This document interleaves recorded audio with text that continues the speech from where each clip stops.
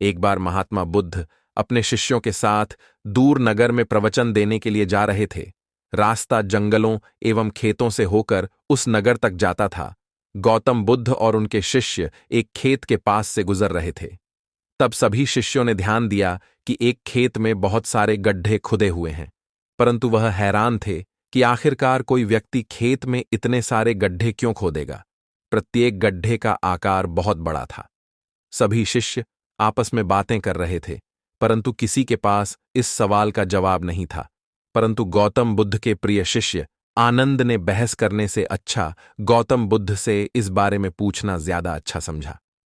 आनंद गौतम बुद्ध के पास गए और उनसे पूछा कि गुरुजी बताइए कि आखिरकार किसी व्यक्ति ने अपने खेत में इतने सारे गड्ढे क्यों बनाए हैं। महात्मा बुद्ध ने खेत की तरफ देखा और मुस्कुराए। तब उन्होंने सभी को रुकने का आदेश दिया। महात्मा बुद्ध ने खेत की तरफ हाथ करते हुए बताया कि उस खेत का किसान अपने खेत में कुआं बनाना चाहता था, जिसके लिए वह गड्ढा खोद रहा था, परंतु उसे पानी नहीं मिला। कुछ दिनों तक मेहनत करने के बाद उसका धैर्य टूट जाता था और उसे लगने लगता था कि यहां पर पानी नहीं है। इसलिए वह दूसरी जगह पर फिर से गड्ढा खोदता था, परंतु उसमें धैर्य की कमी होने के कारण वह एक ही स्थान पर गहरी खुदाई नहीं करता था। इसलिए उसने कई जगहों पर गड्ढे को दिए। आखिरकार वह हार मान गया को यहां पानी नहीं है, जबकि ऐसा नहीं है। आसपास देखो, खेतों में हरियाली है, मतलब यदि गड्ढा गहरा किया जाता तो जरूर पानी मिलता। जिंदगी एक सफर है जहां हर मोड़ पर नए अनुभव, संघर्ष और चुनौतियां हमारा इंतजार करती हैं। जब हालात कठिन होते हैं तो अक्सर हमें निराशा, डर और हार का सामना करना पड़ता है। ऐसे समय में हमारे भीतर की ताकत और सीख ही हमें संभालती है। एक फकीर की 4 अद्भुत सीखें हमें यह सिखाती हैं कि मुश्किल हालात भी हमारे जीवन में एक मकसद लेकर आते हैं और हमें उनसे घबराने की बजाय उनका डटकर सामना करना चाहिए। यह हमें याद दिलाती है कि हमारे पास जो है उसमें संतुष्ट रहना और अपनी परिस्थितियों में सकारात्मकता देखना जीवन को आसान बनाता है। कठिनाइयों का सामना करने के लिए हमें अपने दिल और दिमाग में यह भरोसा रखना होगा कि हर रात के बाद सुबह आती है। हमें यह समझना चाहिए कि भौतिक सुख सुविधाओं से परे असली खुशी आत्मा की शांति में छिपी होती है। यह हमें सिखाती है कि कठिनाइयों का सामना करते हुए कभी हार न माने। इन 4 सीखों के माध्यम से हम यह समझेंगे कि बुरे हालात सिर्फ हमारे इम्तिहान का हिस्सा हैं। अगर हम उनसे डरने की बजाय उन्हें अपनी ताकत बनाने का निश्चय करें तो जीवन में कोई भी मुश्किल हमें आगे बढ़ने से नहीं रोक सकती। जीवन के इस प्रेरणादायक सफर को फकीर की नजर से देखने का प्रयास करें और देखें कि कैसे आपकी सोच और आत्मविश्वास आपके लिए नए रास्ते खोलते हैं। एक छोटे से गांव में एक गरीब लड़का रहता था जिसका नाम देव था। देव के पास न ज्यादा धन था, न ही बहुत साधन। वह बचपन से ही कठिन परिस्थितियों से जूझता आ रहा था। उसकी मां सिलाई करके कुछ पैसे कमाती थीं और पिता खेतों में मजदूरी करते थे। गरीबी की मार ने देव के जीवन को कठिन बना दिया था, लेकिन उसकी आंखों में सपने और दिल में उम्मीद कभी कम नहीं हुई। एक दिन गांव में एक मशहूर फकीर आया। फकीर के बारे में लोगों का कहना था कि उसकी बातें सुनने से इंसान के जीवन में बदलाव आ सकता है। देव ने भी सुना कि फकीर गांव के चौपाल में अपने अनुभव साझा करेगा। देव ने मन ही मन ठान लिया कि वह फकीर की बात जरूर सुनेगा। शायद उससे कुछ सीख मिले जिससे उसका जीवन सुधर सके। देव चौपाल पहुंचा तो देखा कि वहां बहुत भीड़ थी। गांव के बड़े बूढ़े, महिलाएं, बच्चे सभी उत्सुकता से फकीर की बातें सुनने के लिए जमा हुए थे। फकीर एक साधारण चोगा पहने एक छोटी सी लकड़ी की छड़ी के सहारे बैठे थे। उनके चेहरे पर एक अजीब सी शांति थी, जैसे उन्होंने जीवन के सारे रहस्यों को समझ लिया हो। फकीर ने अपनी धीमी और गूंजती हुई आवाज में बोलना शुरू किया। जीवन में सुख और दुख दोनों ही आते हैं, परंतु इनसे जो सीख मिलती है वही सबसे महत्वपूर्ण है। मैं आज आप सबको 4 सीख देने आया हूं। अगर इन्हें अपनाओगे तो किसी भी कठिनाई से डरोगे नहीं। पहली सीख फकीर ने बताई, अपने आत्मविश्वास को कभी मत खोना। हालात कितने भी बुरे क्यों ना हो, अगर तुम्हें अपने आप पर विश्वास है तो तुम हर मुश्किल को पार कर सकते हो। देव ने यह सुना और उसके मन में बीते दिनों की यादें ताजा हो गईं। कितनी ही बार उसे लगा था कि वह हार मान ले, पर उसकी मां ने हमेशा उसे प्रेरित किया था, बेटा खुद पर यकीन रख। दूसरी सीख फकीर ने साझा की, हर परिस्थिति में धैर्य बनाए रखना। उन्होंने कहा, धैर्य वह शक्ति है जो तुम्हें संकट के समय भी संतुलित रखता है। अगर तुम जल्दी हार मान लोगे तो कभी मंजिल नहीं पा सकोगे। देव ने सोचा कि जब उसके पिता को खेत में काम के बदले बहुत कम पैसे मिलते थे, तब भी वे धैर्य नहीं खोते थे और अपने काम में लगे रहते थे। फकीर ने तीसरी सीख बताई, सच्चाई के मार्ग पर चलो। जब तुम्हारे पास ईमानदारी होती है तो कोई भी विपत्ति तुम्हें झुका नहीं सकती। सच्चाई में वह शक्ति है जो सबसे बड़ी चुनौतियों का सामना कर सकती है। देव ने महसूस किया कि उसकी मां हमेशा ईमानदारी से काम करती थी, चाहे परिस्थितियां कैसी भी हों। फकीर की चौथी और आखिरी सीख थी, उम्मीद मत छोड़ो। जीवन में सबसे बड़ी हार तब होती है जब इंसान उम्मीद छोड़ देता है। अगर तुम्हारे पास उम्मीद है तो तुम असंभव को भी संभव बना सकते हो। यह सुनकर देव के दिल में एक नई रोशनी जली। उसे महसूस हुआ कि जीवन की हर चुनौती का सामना वह इन 4 सीखों के सहारे कर सकता है। फकीर ने अपना संदेश समाप्त किया और गांव वालों की आंखों में आशा की एक नई चमक देखने को मिली। देव ने फकीर के पास जाकर उन्हें धन्यवाद कहा। फकीर मुस्कुराए और बोले, बेटा ये सीखें केवल सुनने के लिए नहीं, जीने के लिए हैं। इन्हें अपनाओ और देखो जीवन कैसे बदलता है। देव ने उसी दिन से अपनी जिंदगी में फकीर की सीखों को अपनाना शुरू कर दिया। उसने अपने छोटे छोटे कामों में आत्मविश्वास, धैर्य, ईमानदारी और उम्मीद को बरकरार रखा। धीरे धीरे उसकी मेहनत रंग लाने लगी।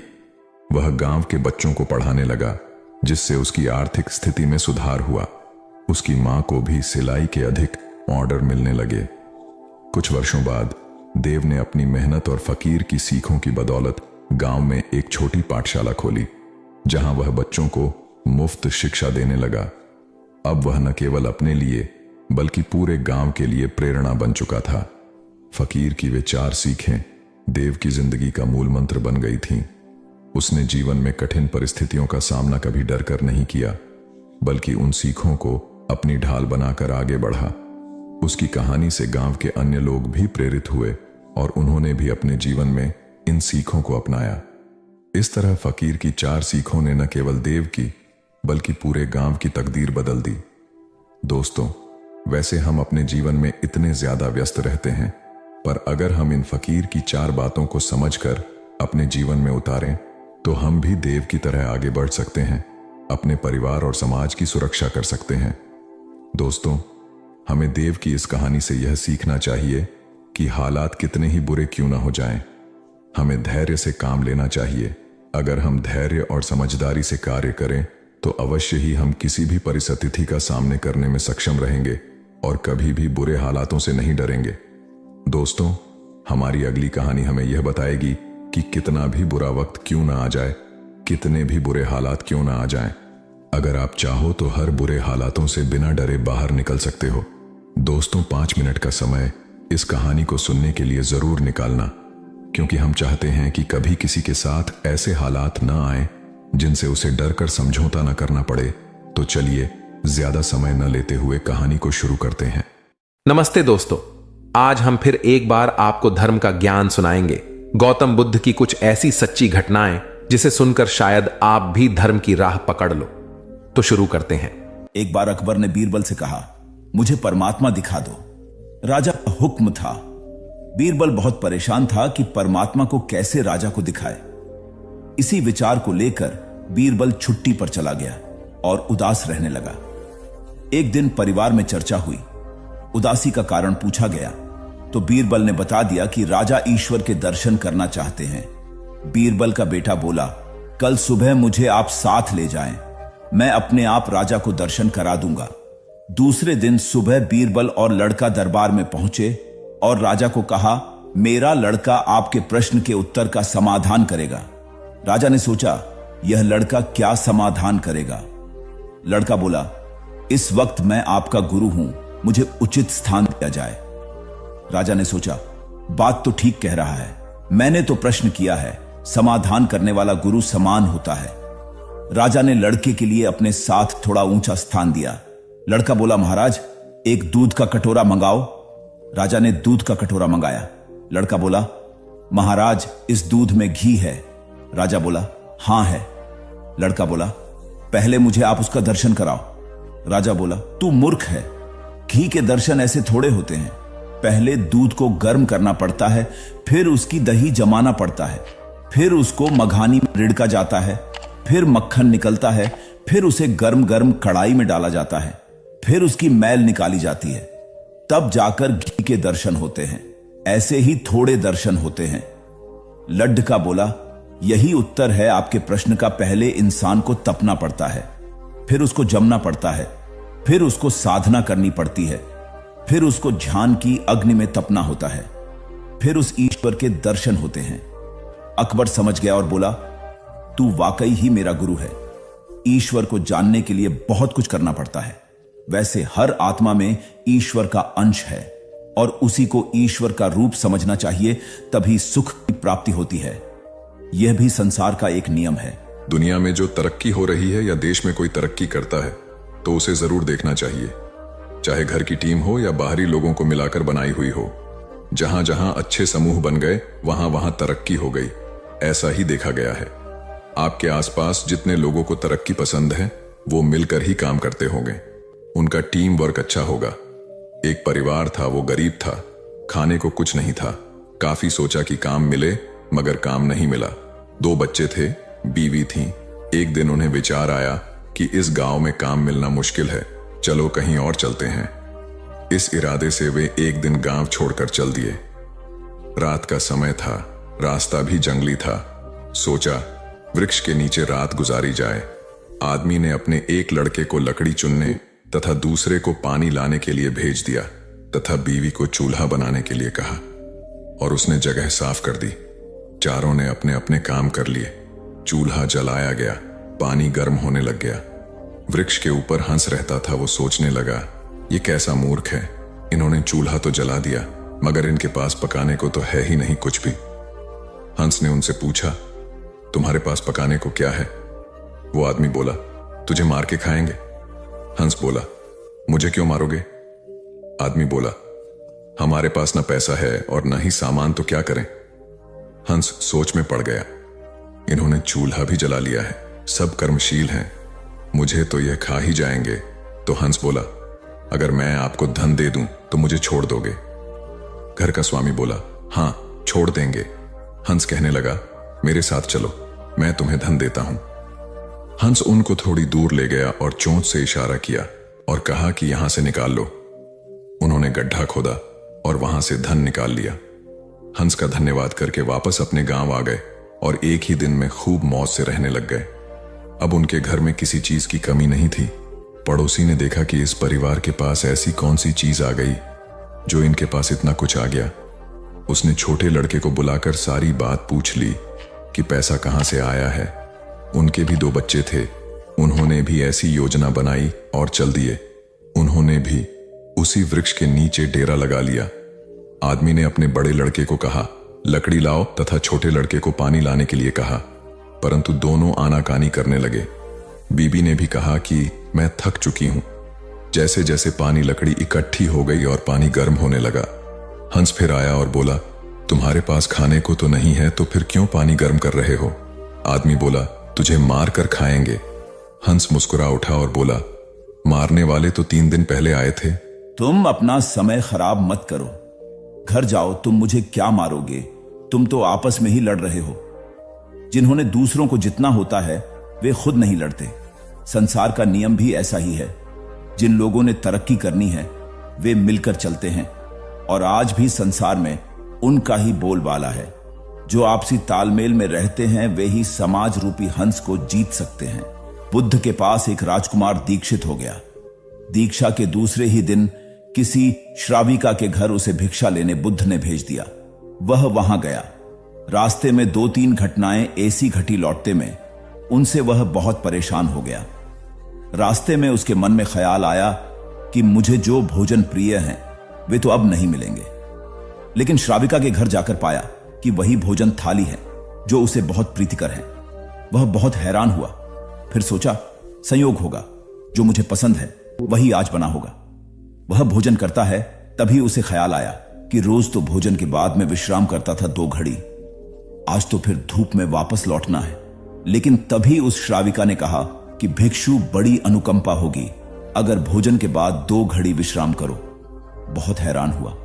जब वह सोचता था यह तभी उसने यह कहा था, फिर भी सोचा संयोग की ही बात होगी कि मेरे मन भी बात आई और उसके मन में भी सहज बात आई कि भोजन के बाद भिक्षु विश्राम कर ले। चटाई बिछा दी गई, वह लेट गया। लेटते ही उसे ख्याल आया कि आज न तो अपना कोई साया है, न कोई छप्पर है अपना, न अपना कोई बिछौना है। अब तो आकाश छप्पर है, जमीन बिछौना है। यह सोचता था, वह श्राविका लौटती थी। उसने पीछे से कहा, भंते ऐसा क्यों सोचते हैं? न तो किसी की शैया है, न किसी का साया है। अब संयोग मानना कठिन था, अब तो बात स्पष्ट थी। वह उठकर बैठ गया और उसने कहा कि मैं बड़ी हैरानी में हूं। क्या मेरे विचार तुम तक पहुंच जाते हैं? क्या मेरा अंतःकरण तुम पढ़ी लेती हो? उस श्राविका ने कहा, निश्चित ही। पहले तो सबसे पहले स्वयं के विचारों का निरीक्षण शुरू किया था, अब तो हालत उल्टी हो गई।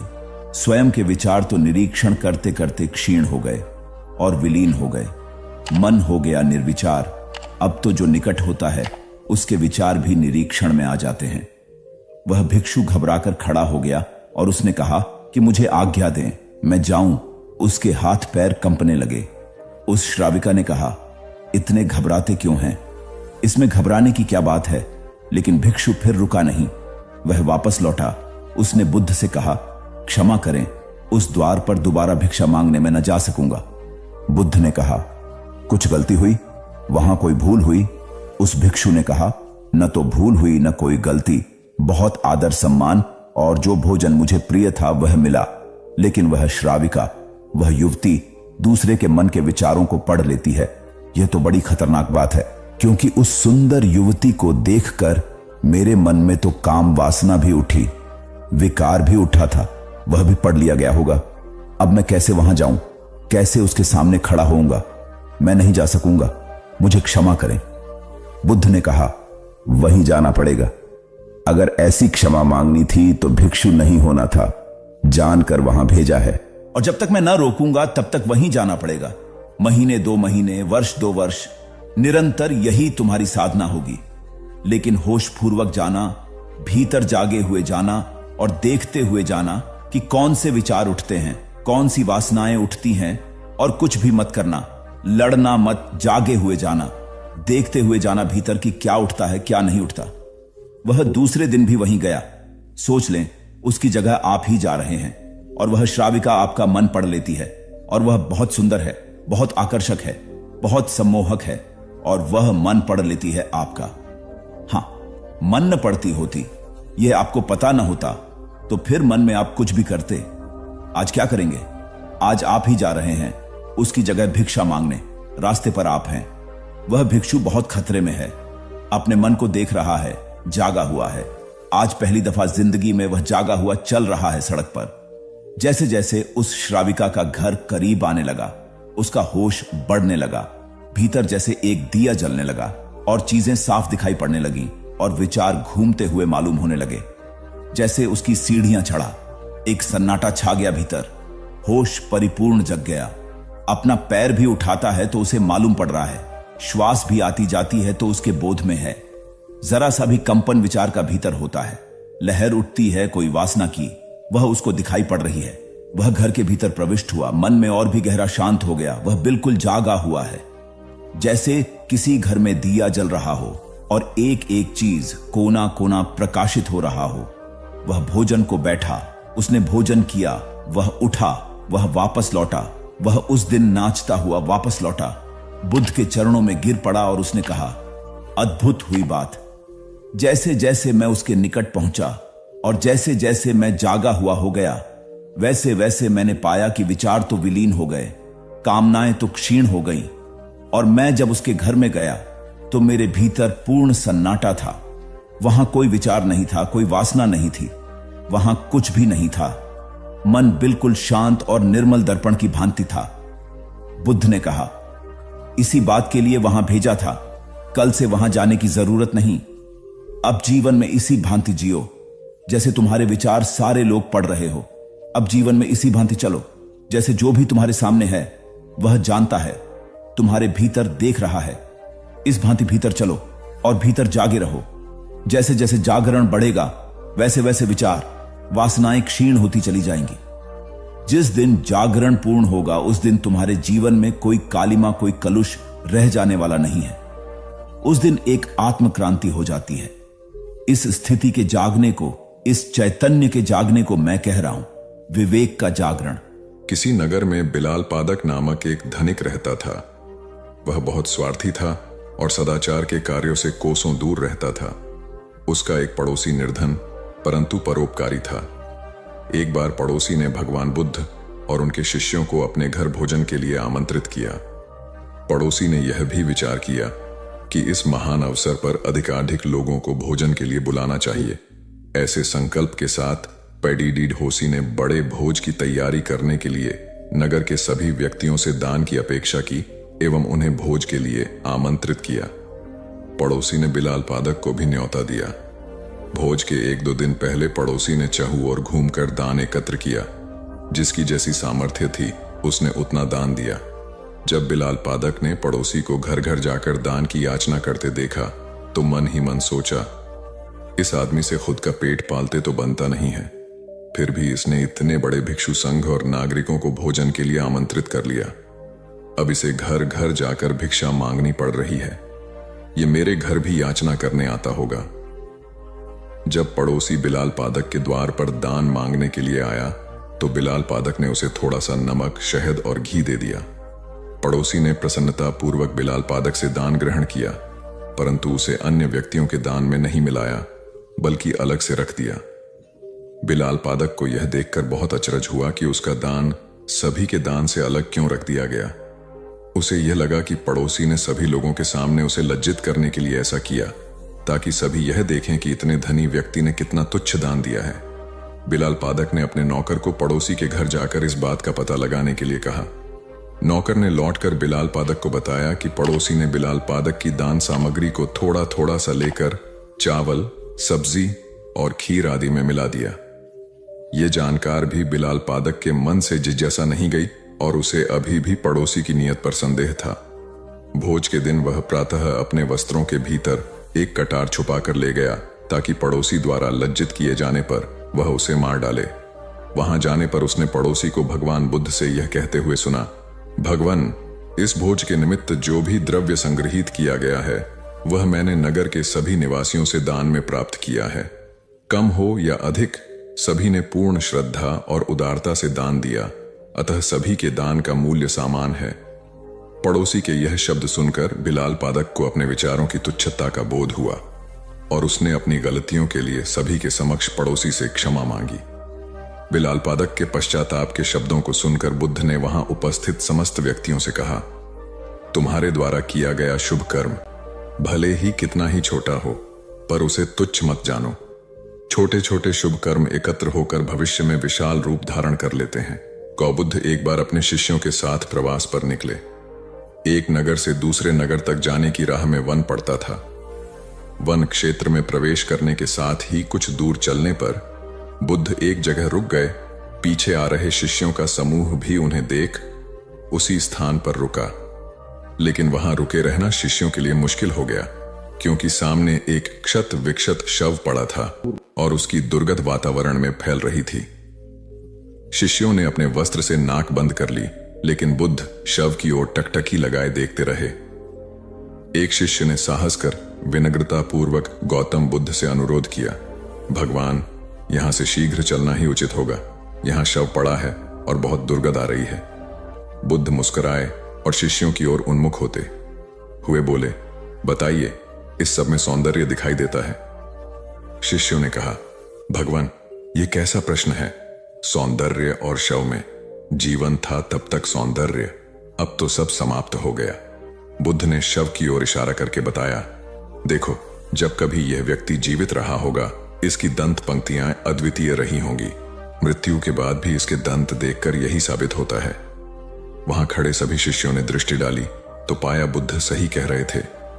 तब शिष्यों को भान हुआ कि शव में भी अच्छाई हो सकती है। दरअसल सौंदर्य निर्जीव में भी नजर आ सकता है, केवल शर्त यह है कि दृष्टि बुद्ध के समान बुराई में भी अच्छाई देखने वाली होनी चाहिए।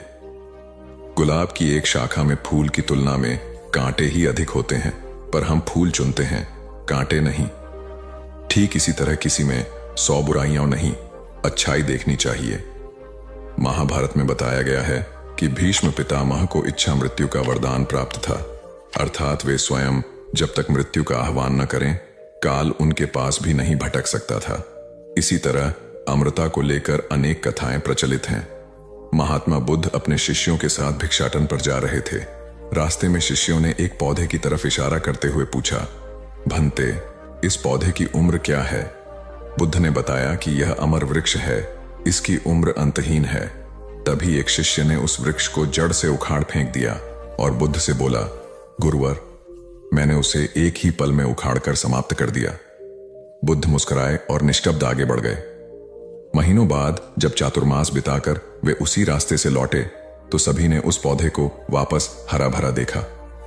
वृक्ष को उखाड़ने वाले शिष्य ने पूछा, तथागत, आपको इस पौधे की अनश्वरता का कैसे पता चला? बुद्ध ने उत्तर दिया, मैं इस नन्हे से पौधे की अनंत जिजीविषा को जानता था। यह जीवन और अमरता की पहली शर्त है। जिसमें यह भावना है वही जीवन को दीर्घ बना सकता है। गौतम बुद्ध किसी यात्रा पर जा रहे थे।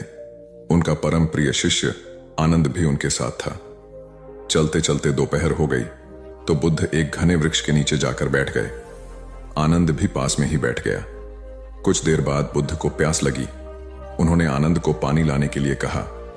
आनंद ने आसपास घूमकर देखा तो कोई कुआं, तालाब या नदी नहीं दिखाई दी। एक नाला अवश्य दिखाई दिया जिसमें पहाड़ों से बहने वाले झरने का पानी बह रहा था।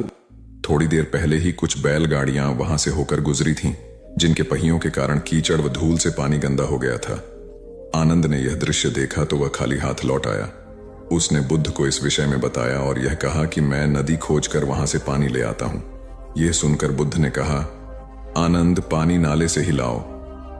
आनंद ने बुद्ध की बात मान ली। वह नाले पर पहुंचा, किंतु उसने देखा कि पानी अब भी अस्वच्छ है। उसे ऐसा पानी बुद्ध के लिए लाना कदापि उचित नहीं लगा। वह बुद्ध से आकर बोला, भंते, वह अस्वच्छ जल आपके पीने योग्य नहीं है। मैं अभी दौड़कर नदी से पानी ले आता हूं। किंतु बुद्ध ने पुनः उसे नाले का पानी लाने के लिए भेजा। इस बार जब आनंद नाले पर गया तो उसने देखा कि पानी में जो कोचड़ व धूल की गंदगी थी वह नीचे बैठ गई है और पानी निर्मल हो गया है। वह प्रसन्न हो बुद्ध के लिए पानी ले आया। तब बुद्ध ने कहा, आनंद, व्यक्ति के लिए धैर्य रखना बहुत जरूरी है। बिना धैर्य धारण किए निर्मलता प्राप्त नहीं होती। वस्तुतः धैर्य का फल सदैव मीठा होता है। इसलिए विपरीत स्थितियों में भी धैर्य बनाए रखें। गौतम को घर छोड़े 7 साल बीत चुके थे। वे राजगृह में प्रवचन करते थे। उनके पिता राजा शुद्धोधन ने 1 वर्ष के भीतर 10 दूत उनके पास भेजे थे कि एक बार दर्शन दे दो। वे कपिलवस्तु पहुंचे। उनके साथ उनके दोनों प्रिय शिष्य सारिपुत्र और मौदगल्याण भी थे। वहीं दोनों शिष्य जिनकी अस्थियां सांची के दूसरे स्तूप से मिली थीं, उन्होंने कपिलवस्तु के दक्षिणी छोर से भिक्षाटन शुरू किया। संघ के सैकड़ों लोग उनके साथ थे। उन्हें देखने पूरा नगर उमड़ पड़ा था। अपने प्रिय राजकुमार को भीख मांगता देख लोग रो पड़े थे। राजा को पता चला तो वे अपने बेटे को देखने सड़क पर आ गए। बहुत आग्रह करने के बाद शाक्यमुनि ने राजा पिता का निमंत्रण स्वीकार किया और राजभवन में गए। राजा ने संघ के अन्य भिक्षुओं को भवन के विशेष परिसर में ठहराया। जब शुद्धोधन शाक्यमुनि का हाथ पकड़कर चल रहे थे तो अवश्य ही उनके चेहरे पर पिता होने का वह भाव आया होगा जो पुत्र का मार्गदर्शक होने के नैसर्गिक अधिकार से भरा होता है। खुद शाक्यमुनि इस अधिकार में हस्तक्षेप नहीं कर सकते थे। भवन में राहुल की माता यशोधरा के पास भी तुरंत यह संदेश पहुंचा कि गौतम लौट आए हैं। वे जाएं और अपने पति से मुलाकात करें। लेकिन यशोधरा ने इनकार कर दिया। गौतम उसे छोड़कर गए थे, आज लौटे हैं तो वह क्यों जाए भला उनका सत्कार करने। यशोधरा ने संदेश भिजवाया, यदि एक पल के लिए भी आर्यपुत्र ने मुझ में कोई गुण देखा हो तो वे स्वयं इस कक्ष तक आएंगे जहां से वे आधी रात बिना बताए चले गए थे। तथागत राहुल माता का संदेश पाकर उनके कक्ष की ओर बढ़े। उन्होंने दोनों शिष्यों से कहा, वे कुछ भी कहें, कुछ भी करें, तुम दोनों शांत रहना, कोई प्रतिक्रिया मत करना, उन्हें सुरुचिपूर्ण वंदना करने देना। कमरे में तथागत अपनी शैली में बैठ गए। सारिपुत्र हमेशा की तरह उनकी दाईं और मौदगल्यायन उनकी बाईं और बैठे। यशोधरा आई। वे राजकुमारी नहीं दिख रही थीं। उन्होंने तथागत के चरण स्पर्श किए और उनके सामने बैठ गई। कमरे में शांति थी। तभी राजा शुद्धोधन कमरे में आए। बेटे बहू को आमने सामने देख उन्होंने बेटे से कहा, भंते। यशोधरा ने सुना आपने काशाय वस्त्र धारण किया है तो उसने काशाय वस्त्र पहन लिए। उसने सुना आप एकाहारी हो गए हैं, वह भी एकाहारी हो गई। आपने उत्तम पलंग पर सोना त्याग दिया है तो इसने भी त्याग दिया। आपने माला का त्याग किया, गंध का त्याग किया तो इसने भी वह सब त्याग दिया। मायके वाले इसे संदेश भेजते हैं, वे इसे ले जाना चाहते हैं, लेकिन यह यहीं रहती है, इसी कक्ष में। यह गुण की मूर्ति है। राजा स्नेह से अपनी बहू को देखते रहे। अचानक तथागत उठे, उस कक्ष से बाहर चले गए। शाक्य मुनि ने शिष्यों को शांत रहने को कहा था, लेकिन वे स्वयं उस कक्ष से बाहर चले गए। मैं हमेशा सोचता हूं उस पल क्या हुआ होगा, उनके मन के भीतर कैसे कैसे विचार उठते होंगे। क्या संबोधि एक लघु क्षण होता है या दीर्घ क्षण? क्या संबोधि एक अनंत अभ्यास है? क्या संयम उसका गरुड़यान है? धम्मपद का 13वां श्लोक बार बार याद आता है। यथागारम दुछेन बुट्टी समति विभजति एव अभावितम चित्तम राघव समति विभजति। घर की छत मजबूत न हो, सही तरह से उसे घास फूस से ढका न गया हो, तो बरसात के दिनों में उसमें से पानी रिसता है, घर भर में फैल जाता है। उसी तरह ध्यान और एकाग्रता हमारे व्यक्तित्व की छत है। ध्यान और एकाग्रता जीवन को सार्थक करते हैं। अली बहुत ही धनी व्यक्ति था और गौतम बुद्ध के ही समकालीन एक अन्य धार्मिक गुरु निगंथा नाथपुत्ता का शिष्य था। नाथपुत्ता के उपदेश बुद्ध से अलग प्रकार के थे। उपाली एक बहुत ही विलक्षण वक्ता था और वाद विवाद में भी बहुत ही कुशल था। उसके गुरु ने उसे एक दिन कहा कि वह कर्म के कार्य कारण सिद्धांत पर बुद्ध को बहस की चुनौती दे। एक लंबे और जटिल बहस के बाद बुद्ध उपाली का संदेह दूर करने में सफल रहे और उपाली को बुद्ध से सहमत होना पड़ा कि उसके धार्मिक गुरु के विचार गलत हैं। उपाली बुद्ध के उपदेशों से इतना प्रभावित हो गया कि उसने बुद्ध को तत्काल उसे अपना शिष्य बना लेने का अनुरोध किया। लेकिन उसे आश्चर्य हुआ जब बुद्ध ने उसे यह सलाह दी, प्रिय उपाली, तुम एक ख्याति प्राप्त व्यक्ति हो। पहले तुम आश्वस्त हो जाओ कि तुम अपना धर्म केवल इसलिए नहीं बदल रहे हो कि तुम मुझसे प्रसन्न हो या तुम केवल भावुक होकर यह फैसला कर रहे हो। खुले दिमाग से मेरे समस्त उपदेशों पर फिर से विचार करो और तभी मेरा अनुयायी बनो। चिंतन की स्वतंत्रता की भावना से ओतप्रोत बुद्ध के इस विचार को सुनकर उपाली और भी प्रसन्न हो गया। उसने कहा, प्रभु, यह आश्चर्य की बात है कि आपने मुझे पुनर्विचार करने के लिए कहा। कोई अन्य गुरु तो मुझे बेहिचक मुझे अपना शिष्य बना लेता। इतना ही नहीं, वह तो धूमधाम से सड़कों पर जुलूस निकालकर इसका प्रचार करता कि देखो, इस करोड़पति ने अपना धर्म त्याग कर मेरा धर्म अपना लिया है। अब तो मैं और भी आश्वस्त हो गया। कृपया मुझे अपना अनुयायी स्वीकार करें। बुद्ध ने उपाली को अपने साधारण अनुयायी के रूप में स्वीकार तो कर लिया, लेकिन उसे यह सलाह दी, प्रिय उपाली, हालांकि तुम अब मेरे अनुयायी बन चुके हो, लेकिन तुम्हें अब भी सहिष्णुता और करुणा का परिचय देना चाहिए। अपने पुराने गुरु को भी दान देना जारी रखो, क्योंकि वह अभी भी तुम्हारी सहायता पर आश्रित है। एक तरह का सुख तो मिलेगा, लेकिन यह भी बहुत दूर जाने वाला नहीं है। इसीलिए बुद्ध ने कहा, समाधि में सुख है, बुद्धोत्पाद में सुख है। यह तो परम व्याख्या हुई सुख की। फिर यह भी तो हुआ नहीं है। तो उनके वचन सुनो, उनके पास उठो बैठो, जिनके भीतर यह क्रांति घटी है, जिनके भीतर यह सूरज निकला है, जिनका प्रभात हो गया है। जहां सूर्योदय हुआ है उनके पास रमो। इसमें सुख है, मगर इसमें ही रुक मत जाना। ध्यान रखना कि जो उनको हुआ है वह तुम्हें भी करना है। उस करने के उपाय का नाम समाधि है। सुनो बुद्धों को और चेष्टा करो बुद्धों जैसे बनने की।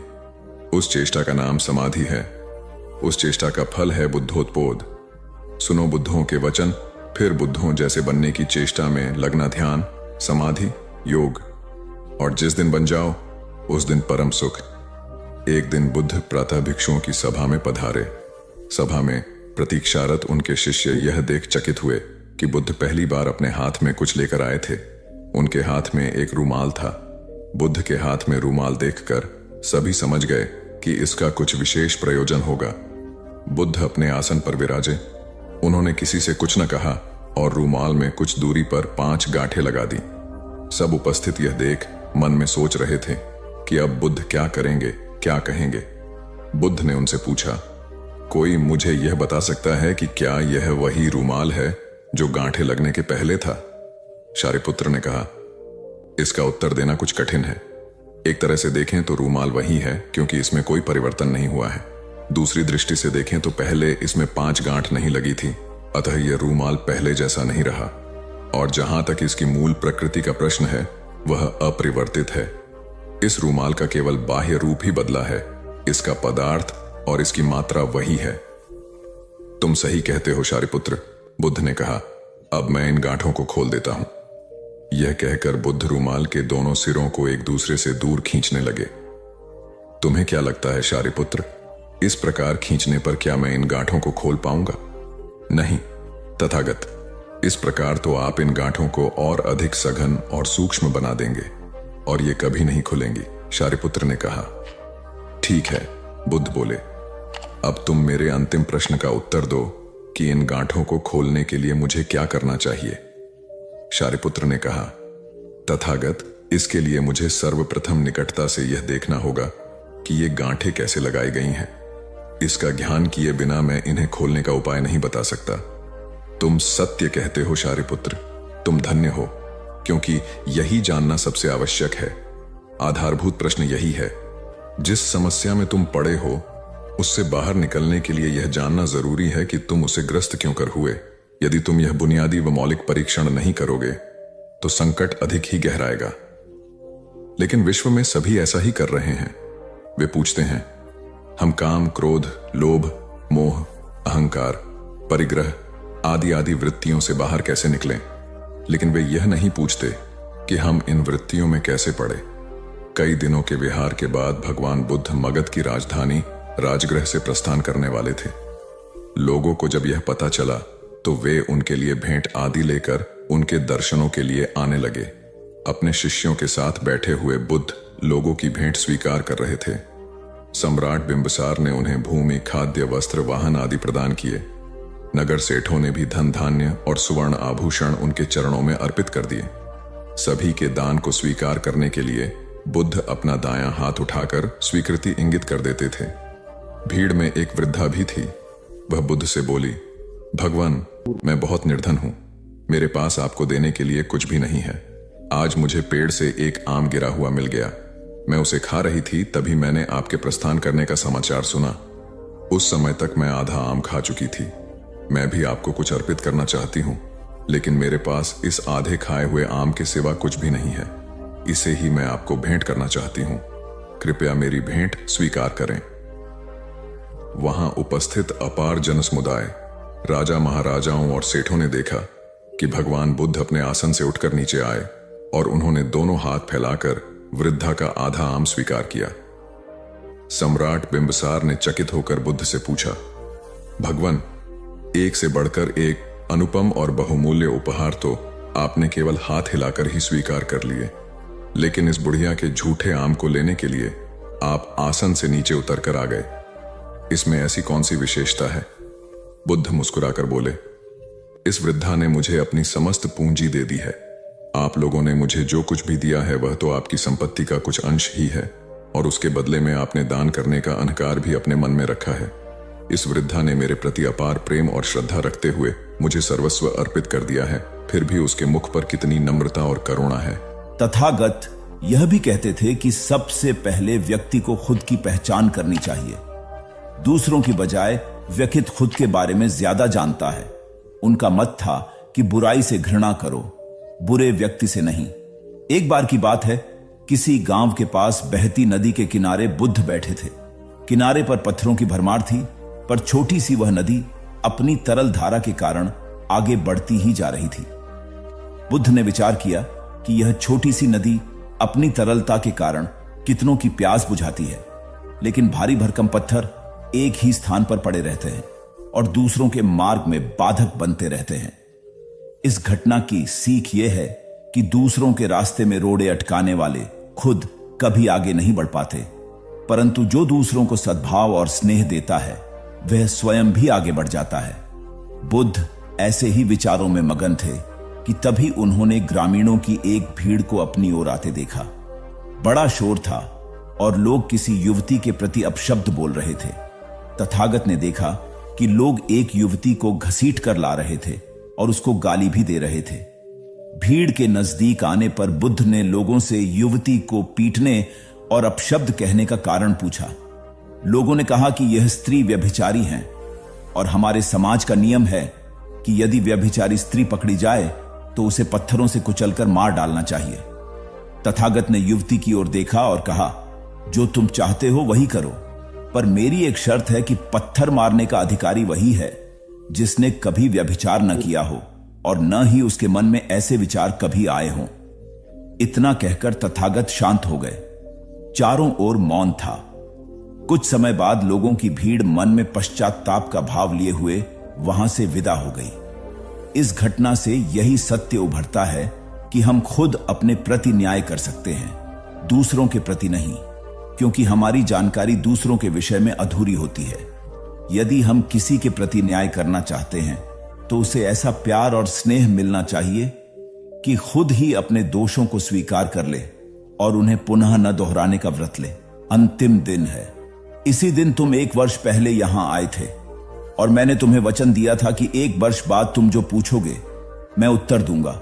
मैं उत्तर देने को तैयार हूं। अब तुम प्रश्न पूछो। मौलुंग का पुत्र हंसने लगा और उसने कहा, आपने मुझे भी धोखा दिया। वह सारिपुत्र ठीक कहता था। अब कोई प्रश्न ही पूछने के लिए नहीं रहा, तो मैं क्या पूछूं? मेरे पास पूछने के लिए कुछ भी नहीं है। असल में यदि तुम सत्य नहीं हो तो समस्याएं होती हैं और प्रश्न होते हैं। वे तुम्हारे झूठ से पैदा होते हैं। तुम्हारे स्वप्न, तुम्हारी नींद से वे पैदा होते हैं। जब तुम सत्य, प्रामाणिक, मौन, समग्र होता हो, वे तिरोहित हो जाते हैं। मेरी समझ ऐसी है कि मन की एक अवस्था है जहां केवल प्रश्न होते हैं और मन की एक अवस्था है जहां केवल उत्तर होते हैं, और वे कभी साथ साथ नहीं होते। यदि तुम अभी भी पूछ रहे हो तो तुम उत्तर नहीं ग्रहण कर सकते। मैं उत्तर दे सकता हूं लेकिन तुम उसे ले नहीं सकते। यदि तुम्हारे भीतर प्रश्न उठने बंद हो गए हैं तो मुझे उत्तर देने की कोई जरूरत नहीं है। तुम्हें उत्तर मिल जाता है। किसी प्रश्न का उत्तर नहीं दिया जा सकता है। मन की एक ऐसी अवस्था उपलब्ध करनी होती है जहां कोई प्रश्न नहीं उठते। मन की प्रश्न रहित अवस्था ही एकमात्र उत्तर है। यही तो ध्यान की पूरी प्रक्रिया है। प्रश्नों को गिरा देना, भीतर चलती बातचीत को गिरा देना। जब भीतर की बातचीत रुक जाती है तो ऐसा असीम मौन छा जाता है। उस मौन में हर चीज का उत्तर मिल जाता है। हर चीज सुलझ जाती है। शाब्दिक रूप से नहीं, अस्तित्वगत रूप में सुलझ जाती है। कहीं कोई समस्या नहीं रह जाती है। भीतर का कोलाहल रुक गया। वह बिल्कुल भूल गया कि कब 1 वर्ष बीत गया। कौन फिक्र करता है? जब प्रश्न ही न रहे तो कौन उत्तरों की फिक्र करता है? एक दिन अचानक बुद्ध ने पूछा, यह वर्ष का अंतिम दिन है। इसी दिन तुम 1 वर्ष पहले यहां आए थे और मैंने तुम्हें वचन दिया था कि 1 वर्ष बाद तुम जो पूछोगे मैं उत्तर दूंगा। मैं उत्तर देने को तैयार हूं। अब तुम प्रश्न पूछो। मौलुंग पुत्र हंसने लगा और उसने कहा, आपने मुझे भी धोखा दिया। वह सारिपुत्र ठीक कहता था। अब कोई प्रश्न ही पूछने के लिए नहीं रहा, तो मैं क्या पूछूं? मेरे पास पूछने के लिए कुछ भी नहीं है। असल में यदि तुम सत्य नहीं हो तो समस्याएं होती हैं और प्रश्न होते हैं। वे तुम्हारे झूठ से पैदा होते हैं। तुम्हारे स्वप्न, तुम्हारी नींद से वे पैदा होते हैं। जब तुम सत्य, प्रामाणिक, मौन, समग्र होता हो, वे तिरोहित हो जाते हैं। मेरी समझ ऐसी है कि मन की एक अवस्था है जहां केवल प्रश्न होते हैं और मन की एक अवस्था है जहां केवल उत्तर होते हैं, और वे कभी साथ साथ नहीं होते। यदि तुम अभी भी पूछ रहे हो तो तुम उत्तर नहीं ग्रहण कर सकते। मैं उत्तर दे सकता हूं लेकिन तुम उसे ले नहीं सकते, यदि तुम्हारे भीतर प्रश्न उठने बंद हो गए हैं तो मुझे उत्तर देने की कोई जरूरत नहीं है, तुम्हें उत्तर मिल जाता है। किसी प्रश्न का उत्तर नहीं दिया जा सकता है। मन की एक ऐसी अवस्था उपलब्ध करनी होती है जहां कोई प्रश्न नहीं उठते। मन की प्रश्न रहित अवस्था ही एकमात्र उत्तर है। यही तो ध्यान की पूरी प्रक्रिया है, प्रश्नों को गिरा देना, भीतर चलती बातचीत को गिरा देना। जब भीतर की बातचीत रुक जाती है तो ऐसा असीम मौन छा जाता है। उस मौन में हर चीज का उत्तर मिल जाता है, हर चीज सुलझ जाती है, शाब्दिक रूप से नहीं, अस्तित्वगत रूप में सुलझ जाती है। कहीं कोई समस्या नहीं रह जाती है। किसी की मौत तो नहीं हुई। यह सुनकर घर के लोग आश्चर्य से कहने लगे, गौतमी, ये तू क्या कह रही है? यहां कितने आदमी मर चुके हैं, इसका कोई हिसाब है? गौतमी, तो मैं आपके घर से सरसों न लूंगी। गौतमी दूसरे घर गई। सब जगह उसे वही जवाब मिला। उसने समझा शायद सारे नगर में यही बात हो। उसे एकदम ध्यान आया कि बुद्ध भगवान ने शायद जानबूझकर ही मुझे सरसों मांगने के लिए भेजा है। वह शीघ्र ही अपने मृत पुत्र को नगर के बाहर श्मशान में ले गई। उसे अपने हाथ में लेकर बोली, प्रिय पुत्र, मैंने समझा था शायद तुम ही अकेले मरने के लिए पैदा हुए हो, लेकिन अब मुझे मालूम हुआ कि मौत सबके लिए है। जो पैदा हुआ है उसे एक न एक दिन अवश्य मरना है। इतना कहकर अपने पुत्र को श्मशान में रख वहां से लौट आई। लौटकर गौतमी बुद्ध के पास गई। बुद्ध ने पूछा, गौतमी, सरसों के दाने मिल गए? गौतमी, भगवान, सरसों नहीं चाहिए, उनका काम हो गया है, बजाय और भी कहीं अधिक बढ़ जाएंगी, क्योंकि किसी भी निर्दोष जीव को मारकर कोई भी व्यक्ति खुशी नहीं प्राप्त कर सकता। आपकी समस्या का हल निर्दोष जीवों को मारने से कैसे हो सकता है? आप राजा हैं, आपको सोच विचार कर निर्णय लेना चाहिए। अगर आप सच में अपनी मुश्किलों का हल चाहते हैं तो दिमाग से काम लीजिए। मुश्किलें तो आती जाती रहती हैं, यही जिंदगी का सच है। किसी निर्दोष जीव को मारने से समस्याएं नहीं समाप्त होंगी, बल्कि उसका हल आपको बुद्धि से ही निकालना होगा। बुद्ध की बात सुनकर अजातशत्रु उनके चरणों में गिर पड़े और अपनी भूल की क्षमा मांगने लगे। अजातशत्रु ने ऐलान करा दिया कि अब से उनके राज्य में किसी निर्दोष जीव की हत्या नहीं की जाएगी। दिन एक शिक्षित युवक बुद्ध के पास आया। उसने बुद्ध को प्रणाम कर अपनी जिज्ञासा रखी, गुरुजी, आप ईश्वर की बात करते हैं, क्या आपने ईश्वर के दर्शन किए हैं जो आप साधिकार इस विषय पर इतना कुछ कह पाते हैं? बुद्ध ने कुछ नहीं कहा और स्नेहपूर्वक उसके सिर पर हाथ फेर दिया। युवक ने समझा कि बुद्ध के पास मेरे प्रश्न का उत्तर नहीं है। फिर उन्होंने कहा, आओ हम कुछ देर यहां के बगीचे में घूमें। बगीचे में गुलाब और रजनीगंधा के सुगंधित फूल लगे थे। युवक बोला, गुरुजी, इन फूलों की सुगंध से सारा वातावरण महक रहा है। बुद्ध ने कहा, वत्स, तुम ठीक कहते हो, किंतु एक बात बताओ कि यह सुगंध तुम्हें दिखाई दे रही है? युवक बोला, जी नहीं, सुगंध तो अनुभव की जाती है। तब बुद्ध ने कहा, बस यही तुम्हारे प्रश्न का उत्तर है। तुम्हारे शरीर में जब कभी कहीं चोट लगती है तो दर्द होता है। क्या इस दर्द को तुम देख सकते हो? युवक बोला, नहीं, वह भी अनुभूत ही होता है। बुद्ध ने अंतिम रूप से युवक का समाधान करते हुए कहा, आत्मा और परमात्मा के साथ भी यही बात है। आत्मा को परमात्मा की अनुभूति के द्वारा उसका साक्षात्कार होता है, न कि स्थूल नेत्रों से। युवक अब पूर्णतः संतुष्ट था। बुद्ध का आभार मानते हुए वह चला गया। परमात्मा सदैव अनुभूति के स्तर पर ही घटता है, और यह घटना तब होती है जब मन पूर्णतः निर्लिप्त तथा संभव को प्राप्त हो चुका हो। महात्मा बुद्ध नदी के किनारे एकांत में अपनी कुटिया में रहते थे। उन्होंने कुटिया के चारों ओर हरे भरे वृक्ष लगा रखे थे, जिन पर सुबह शाम पक्षियों का कलरव गूंजता रहता था। प्रकृति का यह मधुर सान्निध्य महात्मा बुद्ध को सदैव आनंदित रखता था। पक्षी और पेड़ पौधे तो मानो उनका परिवार ही बन गए थे। एक दिन महात्मा बुद्ध प्रातःकालीन उठे ही थे कि द्वार पर उन्हें एक सेठ जी खड़े नजर आए। उन्हें चिंताग्रस्त देख महात्मा बुद्ध ने उनसे समस्या जाननी चाहिए। सेठ जी बोले, महाराज, मेरे पास विशाल संपदा है, भरा पूरा परिवार है और मुझे कोई रोग भी नहीं है। फिर भी मुझे नींद नहीं आती, रात भर करवटें ही बदलता रहता हूं। महात्मा बुद्ध ने आत्मीयता से सेठ जी के सिर पर हाथ फेरकर कहा, सेठ, तुम्हारे पास सब कुछ भले ही हो, किंतु वह नहीं है जो नींद के लिए आवश्यक है। सेठ ने पूछा, वह क्या है महाराज? महात्मा बोले, तुम चारों ओर चिंताओं से घिरे हो, धन संपत्ति की चिंता, व्यापार व्यवसाय की चिंता, परिवार की चिंता। स्मरण रखो कि चिंता चयन में शत्रुता है। सेठ ने इससे बचने का उपाय पूछा तो उन्होंने कहा, तुम प्रकृति से शिक्षा ग्रहण करो। पेड़ पौधे, फूल, पानी और प्रकाश के रूप में उसकी अनंत संपदा चारों ओर बिखरी हुई है, किंतु वह चिंता मुक्त है। अपनी इस दौलत को पूरी दुनिया पर दोनों हाथों से सत्य लुटाती रहती है। तुम यदि उससे प्रेरणा लेकर अपना जीवन भी उसके अनुरूप बना लोगे तो तुम्हें न केवल नींद आएगी बल्कि अतीव शांति महसूस होगी। सेठ ने महात्मा बुद्ध की बात का मर्म समझा और लोक कल्याण की राह पर चल पड़ा। धन और ज्ञान देने से बढ़ते ही हैं, इसलिए इनके संग्रह के साथ साथ इनके दान की वृत्ति भी रखनी चाहिए। एक गरीब किसान गौतम बुद्ध का बहुत बड़ा भक्त था।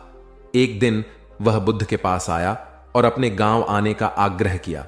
बुद्ध उसके गांव पहुंचे तो सारा गांव उन्हें देखने व सुनने के लिए उमड़ पड़ा, किंतु वह किसान नहीं आया।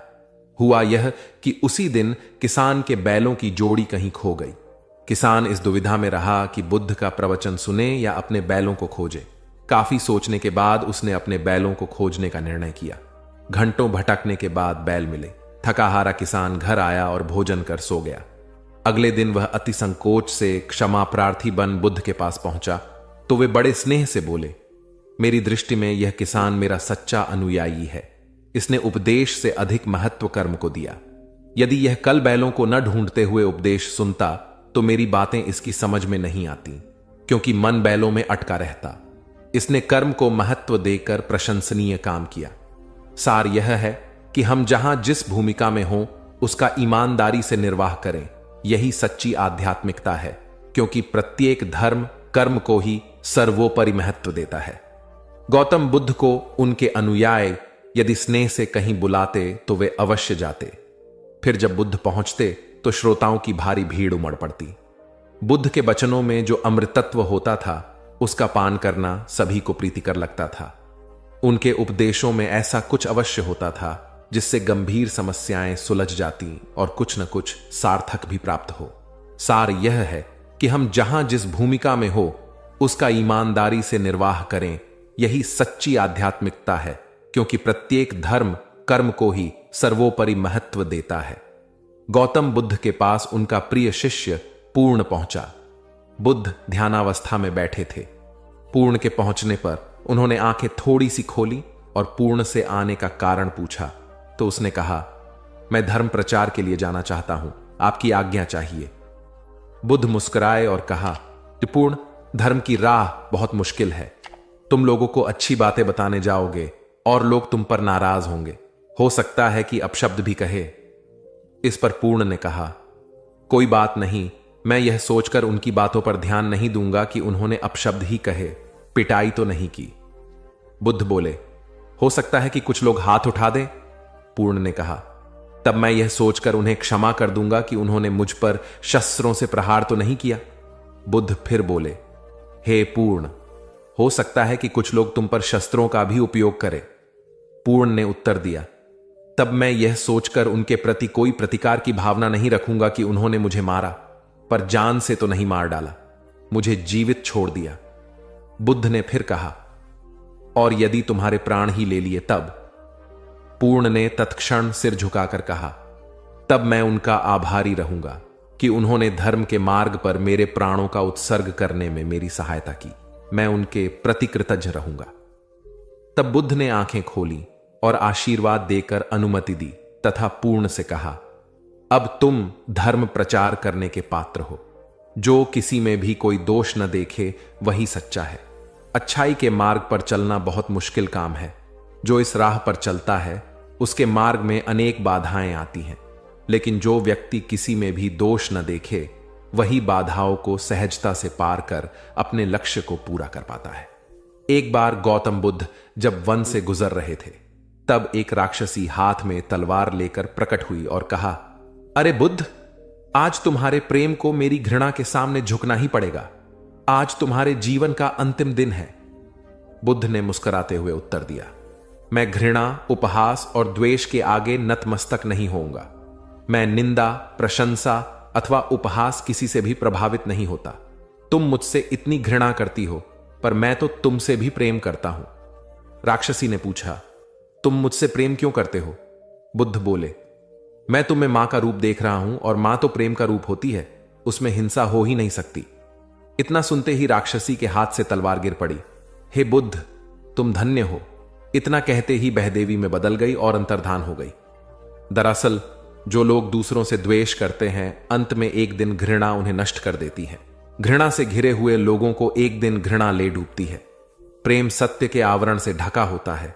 सत्य से जुड़ा हुआ व्यक्ति सदैव आनंद में जीता है। सत्य को केवल अपने तक सीमित मत रखो, उसे अपने कर्मों में ढालना होगा। सत्य रूपी गुलाब की खुशबू है कर्म। अपने कर्म को प्रेम और सत्य में डुबो कर करो।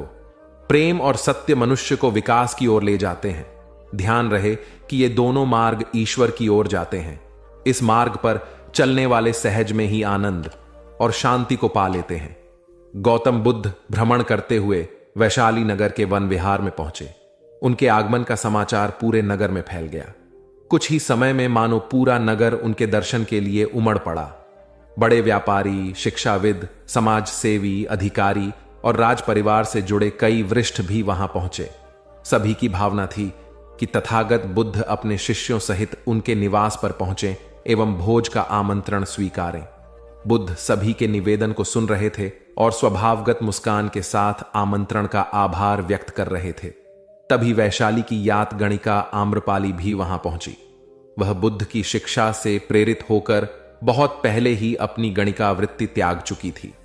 उसने भी बुद्ध को भोजन का आमंत्रण दिया। बुद्ध ने तत्काल उसे स्वीकार किया और अगले दिन भिक्षुओं सहित उसके घर आने की सहमति दे दी। बुद्ध के एक शिष्य को यह बात अच्छी नहीं लगी कि इतने सारे वरिष्ठों के निवेदन के बावजूद बुद्ध ने आम्रपाली का आमंत्रण स्वीकारा। शिष्य की दृष्टि में आम्रपाली गणिका होने से घृणित कर्म से जुड़ी रही थी। जब सभी लोग चले गए तब शिष्य ने पूछा, भगवान, इतने लोगों ने आपको न्योता दिया, फिर आपने आम्रपाली का ही आमंत्रण क्यों स्वीकारा? बुद्ध ने कहा, माना वह गणिका थी, लेकिन पश्चाताप की अग्नि में तपकर वह निर्मल हो चुकी है। यदि कोई व्यक्ति इस निर्मलता को प्राप्त कर ले तो वह उनसे भी श्रेष्ठ हो जाता है, जो ऐसे किसी घृणित कर्म में लीन न रहे हों। ऐसे व्यक्ति का आमंत्रण स्वीकारने में संकोच नहीं होना चाहिए। कोई व्यक्ति जब तक बुरे कामों में संलग्न रहता है तब तक उससे दूरी रहे तो ठीक है, लेकिन जो बुरे कामों को छोड़ दे उसे स्वीकार करने में संकोच नहीं करना चाहिए। इससे उसकी अच्छाई की ओर बढ़ने की भावना को बल मिलता है। गौ बुद्ध के जीवन की एक घटना है। उन्होंने नियम बना रखा था कि वे अपने संघ में स्त्रियों को स्थान नहीं देंगे। स्त्रियों के लिए भिक्षु होने की दीक्षा उन्होंने वर्जित कर रखी थी। एक समय गौतम बुद्ध एक गांव में ठहरे हुए थे। वहां महाप्रजापति गौतमी उनके पास पहुंची। उन्होंने बुद्ध से कहा, आप स्त्रियों को भी दीक्षा दें, किंतु बुद्ध ने अस्वीकार कर दिया। अनेक स्त्रियां इकट्ठी हुईं और उन्होंने विचार किया कि कैसे गौतम बुद्ध से स्वीकृति प्राप्त की जाए। स्त्रियों ने निर्णय लिया कि स्वयं सेविकाएं बनकर गौतम बुद्ध के समक्ष पहुंचा जाए। गौतमी ने अपने बाल काटे, भिक्षु के वस्त्र पहने और अनेक स्त्रियों के साथ बुद्ध के सामने पहुंच गई। उनकी यह मांग थी कि स्त्रियों को भी दीक्षा दी जाए। बुद्ध ने उनकी बात को स्वीकार नहीं किया। स्त्रियां निराश हुई। जब बुद्ध के एक शिष्य आनंद ने स्त्रियों को देखा, उनके पांव सूजे हुए थे, उन पर धूल चढ़ी हुई थी, उनकी आंखों से आंसू बह रहे थे। उन्होंने पूछा, क्या बात है? स्त्रियों ने कहा, बुद्ध उनके धर्म और नियम के अनुसार हमें भिक्षु होने की दीक्षा नहीं दे रहे हैं। जब आनंद ने व्यक्तिगत रूप से बुद्ध से निवेदन किया, बुद्ध को उन्होंने याद दिलाया, इस समय यह सामाजिक मान्यता है कि स्त्रियां मोक्ष की अधिकारी नहीं हैं, पुरुषों के मुकाबले निम्न हैं। तो क्या आप भी यह मानते हैं और इसलिए उन्हें दीक्षित नहीं कर रहे हैं? बुद्ध का उत्तर था, मुझे गलत न समझा जाए। मेरी मान्यता है कि पुरुष की तरह ही स्त्री भी निर्वाण प्राप्त कर सकती है, लेकिन मैं कुछ व्यावहारिक कारणों से स्त्रियों को संघ में शामिल करने और दीक्षा देने की स्वीकृति प्रदान नहीं कर रहा हूं। आनंद का उत्तर था, सिद्धांत और व्यवहार में परिवर्तन करना चाहिए। बुद्ध को बात जच गई और उन्होंने यह घोषणा की, जो स्त्रियां भिक्षु होना चाहेंगी उन्हें कुछ नियमों का पालन करना होगा। स्त्रियों ने स्वीकार किया और तब से स्त्रियां भी बौद्ध बनने लगीं। गौतम बुद्ध एक बार अपने शिष्यों के साथ प्रवास पर निकले। एक नगर से दूसरे नगर तक जाने की राह में वन पड़ता था। वन क्षेत्र में प्रवेश करने के साथ ही कुछ दूर चलने पर बुद्ध एक जगह रुक गए। पीछे आ रहे शिष्यों का समूह भी उन्हें देख उसी स्थान पर रुका, लेकिन वहां रुके रहना शिष्यों के लिए मुश्किल हो गया, क्योंकि सामने एक क्षत विक्षत शव पड़ा था और उसकी दुर्गंध वातावरण में फैल रही थी। शिष्यों ने अपने वस्त्र से नाक बंद कर ली, लेकिन बुद्ध शव की ओर टकटकी लगाए देखते रहे। एक शिष्य ने साहस कर विनम्रतापूर्वक गौतम बुद्ध से अनुरोध किया, भगवान, यहां से शीघ्र चलना ही उचित होगा। यहां शव पड़ा है और बहुत दुर्गंध आ रही है। बुद्ध मुस्कुराए और शिष्यों की ओर उन्मुख होते हुए बोले, बताइए, इस सब में सौंदर्य दिखाई देता है। शिष्यों ने कहा, भगवान, यह कैसा प्रश्न है? सौंदर्य और शव में? जीवन था तब तक सौंदर्य, अब तो सब समाप्त हो गया। बुद्ध ने शव की ओर इशारा करके बताया, देखो, जब कभी यह व्यक्ति जीवित रहा होगा, इसकी दंत पंक्तियां अद्वितीय रही होंगी। मृत्यु के बाद भी इसके दंत देखकर यही साबित होता है। वहां खड़े सभी शिष्यों ने दृष्टि डाली तो पाया बुद्ध सही कह रहे थे। तब शिष्यों को भान हुआ कि शव में भी अच्छाई हो सकती है। दरअसल सौंदर्य निर्जीव में भी नजर आ सकता है। केवल शर्त यह है कि दृष्टि बुद्ध के समान बुराई में भी अच्छाई देखने वाली होनी चाहिए। गुलाब की एक शाखा में फूल की तुलना में कांटे ही अधिक होते हैं, पर हम फूल चुनते हैं, कांटे नहीं। ठीक इसी तरह किसी में 100 बुराइयां नहीं, अच्छाई देखनी चाहिए। प्राचीन सियालकोट में एक बार बौद्धों का बहुत बड़ा भिक्षु संघ आया। इस संघ को एक ऐसे वेद पाठी ब्राह्मण के विषय में झांत हुआ जो इतना रूढ़िवादी था कि किसी अवैदिक पंडित की छाया भी स्वयं पर नहीं पड़ने देता था। उसे सुधारने का बीड़ा एक भिक्षु ने उठाया। अगले दिन वह अपना भिक्षा पात्र लेकर ब्राह्मण के घर पहुंच गया और पूछा, कुछ आहार पानी की सुविधा है? उसकी बात सुनकर घर के सभी लोग मौन रहे और उसकी ओर घृणा की दृष्टि से देखा। भिक्षु लौट आया। दूसरे दिन फिर गया और वही प्रश्न दोहराया। इस बार भी उसे चुप्पी और तिरस्कार का सामना करना पड़ा। वह पुनः लौट गया। एक दिन जब वह ब्राह्मण के घर पहुंचा तो ब्राह्मण वहां नहीं था। नित्य आने जाने से ब्राह्मणी का मन पसीज गया। वह बोली, मैं तो तुम्हें आहार पानी दे दूं, किंतु पंडित जी की नाराजगी के कारण विवश हूं। भिक्षु ने कहा, कोई बात नहीं बहन, मैं अपना काम करता हूं, तुम अपना काम करो। वापस लौटते हुए भिक्षु को ब्राह्मण मिल गया। उसने भिक्षु को खूब खरी खोटी सुनाई। तब भिक्षु ने कहा, इतने दिनों तक आपके घर से कुछ नहीं मिला, किंतु आज आपकी पत्नी ने नहीं दी है। अब किसी दिन हां भी मिल जाएगा। ब्राह्मण थोड़ा शांत हुआ और बोला, यह क्रम कब तक जारी रखोगे? भिक्षु ने उत्तर दिया, जब तक जीवित हूं। उसका धैर्य देख ब्राह्मण का अहंकार पिघल गया और उसने भिक्षु से क्षमा मांगी। वस्तुतः धैर्य व सहिष्णुता के बल पर बड़ी से बड़ी प्रतिकूलता को अनुकूलता में बदला जा सकता है। भगवान बुद्ध के प्रवचन सुनने के लिए एक व्यक्ति नियमित रूप से आता था। इस प्रकार उसे 1 माह हो चुका था, किंतु उसके जीवन पर कोई प्रभाव नहीं पड़ा। भगवान बुद्ध उपदेश में कहते थे कि धर्म पर चलो, अपने जीवन से राग द्वेष को दूर करो, काम क्रोध लोभ मोह और अहंकार से सदा दूर रहो। बुद्ध के उपदेशों से लोगों को बहुत शांति मिलती थी, किंतु उस व्यक्ति का मन अशांत रहता था। एक दिन उसने बुद्ध से जाकर कहा, हे प्रभु, मैं 1 माह से आपका उपदेश सुन रहा हूं, किंतु उसका तनिक भी असर मेरे आचरण पर नहीं पड़ा। मैं बहुत परेशान हूं, मुझे क्या करना चाहिए? बुद्ध उनकी बात सुनकर बोले, तुम कहां के रहने वाले हो? उसने कहा, श्रावस्ती का। बुद्ध ने अगला प्रश्न किया, वह यहां से कितनी दूर है? उसने अनुमान से बता दिया। बुद्ध ने पुनः जिज्ञासा प्रकट की, कितना समय लगता है? उस व्यक्ति ने हिसाब लगाकर बता दिया। बुद्ध ने कहा, अब बताओ कि क्या तुम यहां पर बैठे बैठे ही अपने घर पहुंच सकते हो?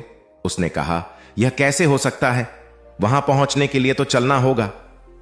तब बुद्ध ने बड़े प्रेम से उसे समझाया, जैसे चलने पर ही पहुंचा जा सकता है, वैसे ही अच्छी बातों पर अमल करने से ही लाभ होता है। हे प्यारे, तुम मेरे ज्ञान के साथ अपने कर्म को जोड़ दो, तब तुमको उत्तम फल मिलेगा। उस व्यक्ति को अपनी गलती समझ में आ गई।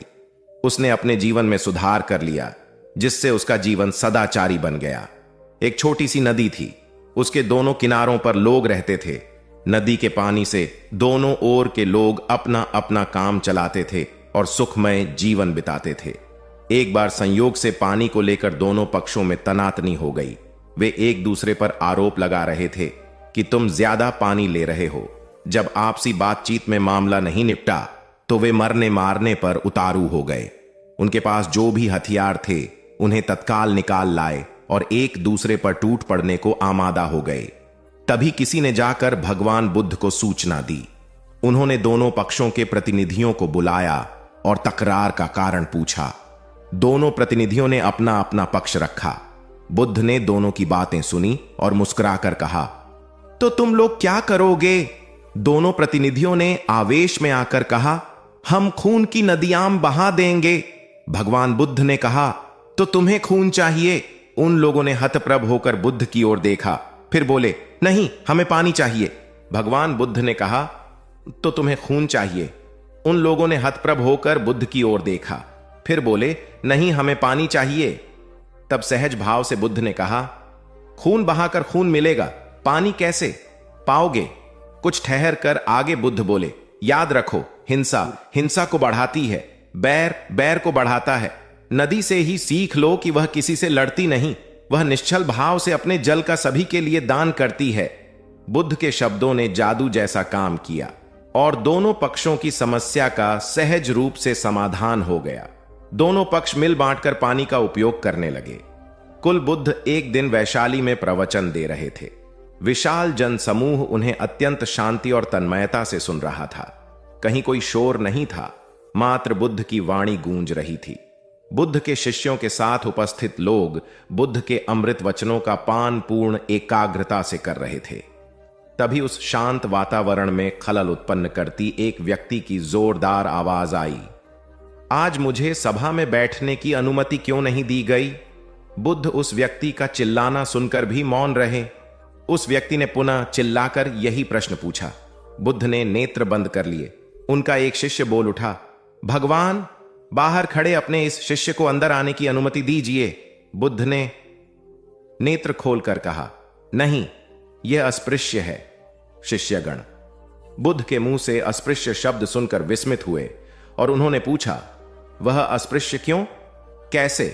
भगवान, आपके धर्म में तो जात पात का भेद नहीं है। बुद्ध बोले, आज यह क्रोध में आया है। क्रोध से जीवन की एकता भंग होती है।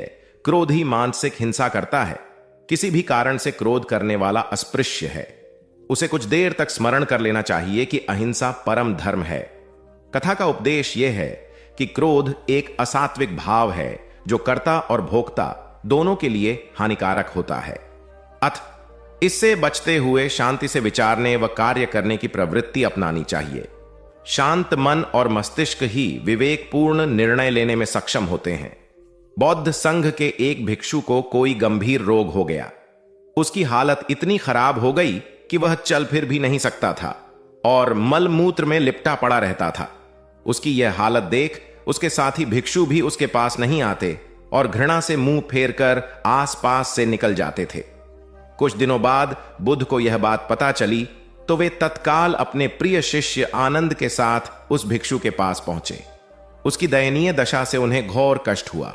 उन्होंने भिक्षु से पूछा, तुम्हें कौन सा रोग हुआ है? भिक्षु बोला, भगवान, मुझे पेट की बीमारी है। बुद्ध ने स्नेह से उसके सिर पर हाथ फेरते हुए प्रश्न किया, क्या तुम्हारी परिचर्या करने वाला कोई नहीं है? भिक्षु की ना सुनते ही बुद्ध ने आनंद से कहा, पानी लेकर आओ, हम लोग पहले इसका शरीर स्वच्छ करेंगे। आनंद पानी लेकर आए। फिर बुद्ध ने भिक्षु के शरीर पर पानी डाला और आनंद ने उसके मल मूत्र को साफ किया। अच्छी तरह धो पोंछ कर बुद्ध ने भिक्षु के सिर को पकड़ा और आनंद ने पैरों को। इस प्रकार उसे उठाकर चारपाई पर लिटा दिया। फिर बुद्ध ने सारे भिक्षुओं को एकत्रित कर उन्हें समझाया, भिक्षुओं, तुम्हारे माता नहीं, पिता नहीं, भाई नहीं, बहन नहीं जो तुम्हारी सेवा करेंगे। यदि तुम परस्पर एक दूसरे की सेवा और देखभाल नहीं करोगे तो फिर कौन करेगा? याद रखो, जो रोगी की सेवा करता है वह ईश्वर की सेवा करता है। दीनहीन के प्रति करुणा व सेवा का भाव इस जगत को बुद्ध का सबसे बड़ा संदेश है, जो प्रत्येक देश, काल, परिस्थिति में प्रासंगिक है। गौतम सिद्धार्थ बुद्धत्व प्राप्त करके महात्मा बुद्ध बन गए। सत्य, अहिंसा और दया की मूर्ति बुद्ध अपने शिष्यों के साथ एक गांव में पहुंचे। कुछ अज्ञानी लोग उनके विरोधी थे। वे बुद्ध को अपशब्द कहने लगे।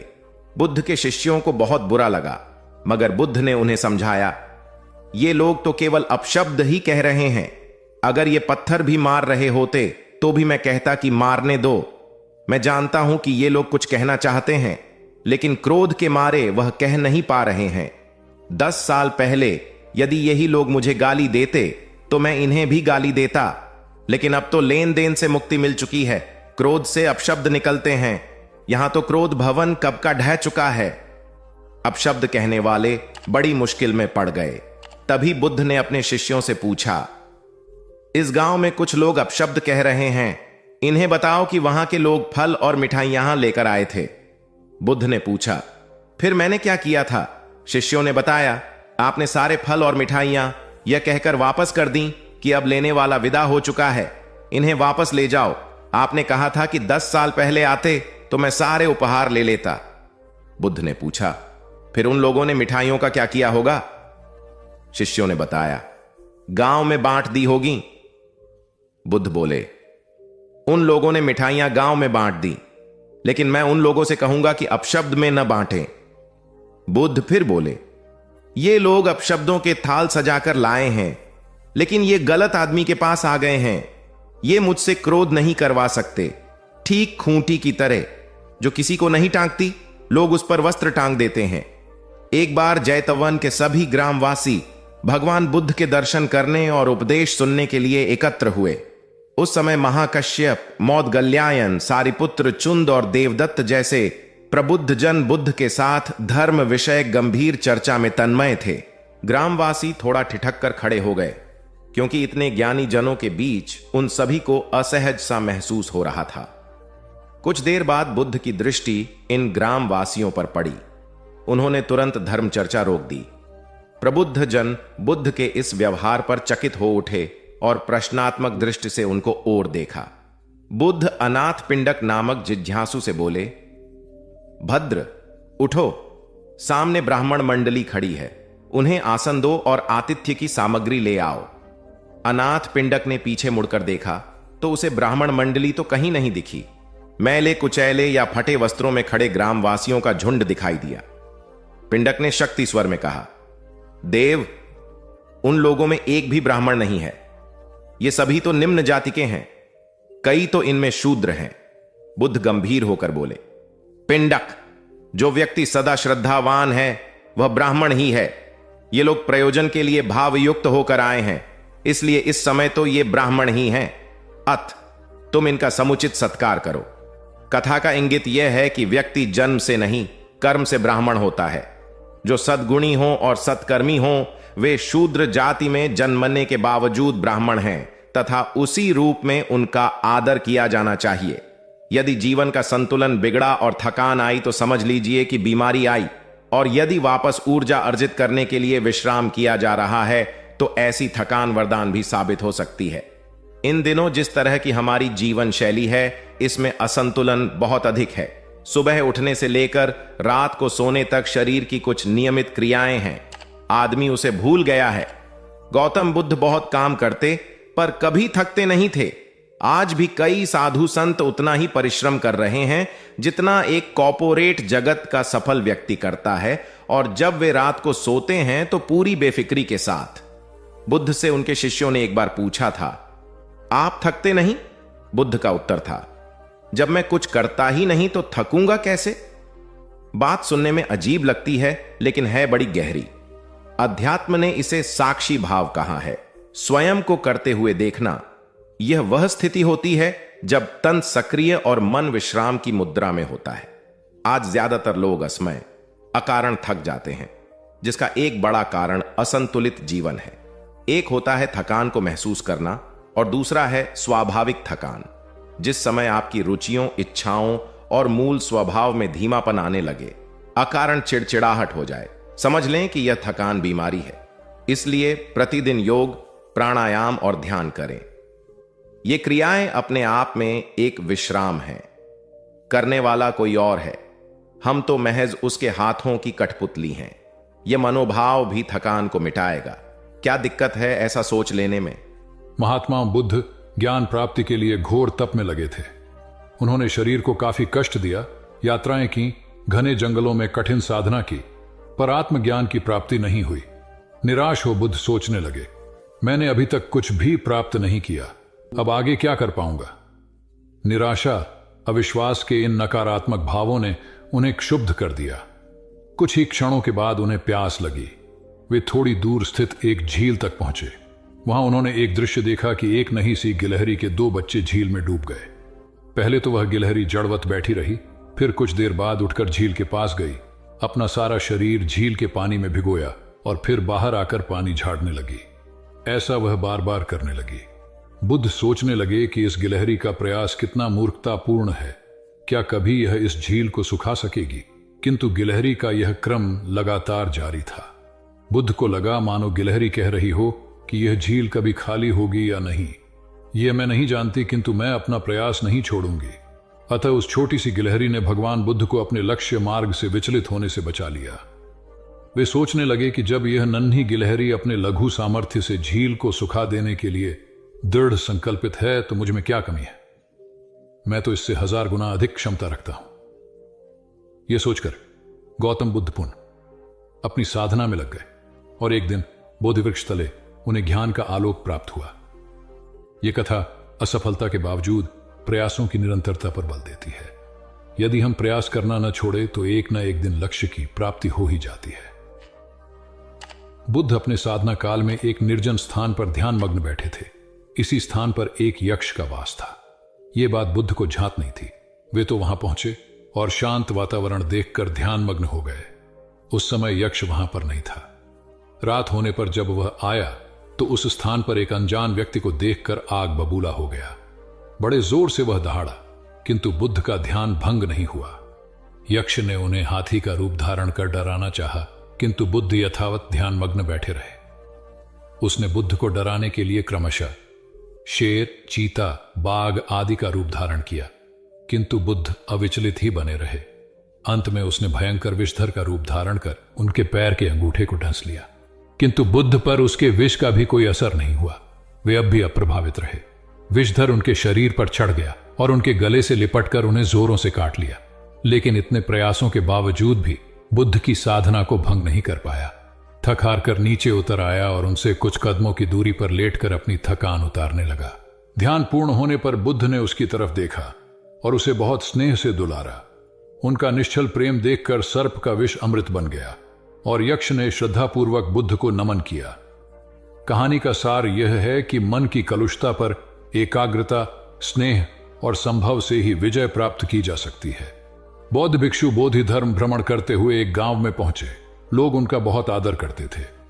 बोधि धर्म व उनके शिष्यों का ग्रामीणों ने हार्दिक सत्कार किया और फिर उनके पवित्र वचनों को सुनने के लिए उनके आसपास एकत्रित हो गए।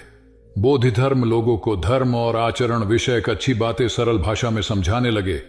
तभी वहां एक व्यक्ति आया और बोधि धर्म को अपशब्द कहने लगा। उपस्थित जनसमूह ने उसे रोकने का बहुत प्रयास किया, किंतु वह नहीं माना तथा अनवरत बोधि धर्म को बुरा भला कहता रहा। लोगों ने कहा कि महाराज, ये व्यक्ति कितना उद्दंड है, निरर्थक ही आपको अपशब्द कह रहा है। बोधि धर्म उस व्यक्ति के इस आचरण पर कदापि क्रोधित नहीं हुए और लोगों से बोले कि यह भविष्य में मेरा सबसे बड़ा भक्त बनने वाला है। लोगों ने पूछा कि कैसे? बोधि धर्म ने उत्तर दिया, कोई कुम्हार के यहां घड़ा लेने जाता है तो घड़े को बजाकर देखा जाता है कि वह फूटा हुआ तो नहीं है। जब 1-2 रुपए के घड़े को कोई इतनी परख कर सकता है तो भला जिसे गुरु मानना है उसे 10-20 गालियां दिए बगैर कैसे पहचानेगा? पहले वह परीक्षा लेगा कि गुरु में धैर्य, आक्रोश व समता भाव कितना है। यह जानने के बाद ही तो वह गुरु को स्वीकारेगा। इसलिए यह व्यक्ति मुझे निरर्थक ही अपशब्द नहीं कह रहा है और आगे चलकर वास्तव में वह व्यक्ति बोधि धर्म का सबसे बड़ा भक्त बना। किसी को शिक्षा देने से पूर्व स्वयं का आचरण भी तदनुरूप होना चाहिए, तभी गुरु का महान पद मिलता है। वस्तुतः गुरु की गुरुता तभी स्वीकारी जाती है जबकि उसमें सदाचरण के सभी लक्षण मौजूद हों। महात्मा गौतम बुद्ध के श्रावस्ती में प्रवचन चल रहे थे। प्रवचन में नित्य ही बड़ी संख्या में लोग आते और विविध महत्वपूर्ण व गंभीर विषयों पर बुद्ध से ज्ञान ग्रहण करते। बुद्ध का शिष्य वर्ग भी काफी विशाल था, जो प्रवचन स्थल की व्यवस्था संभालता और बुद्ध की सेवा में सदैव तत्पर रहता।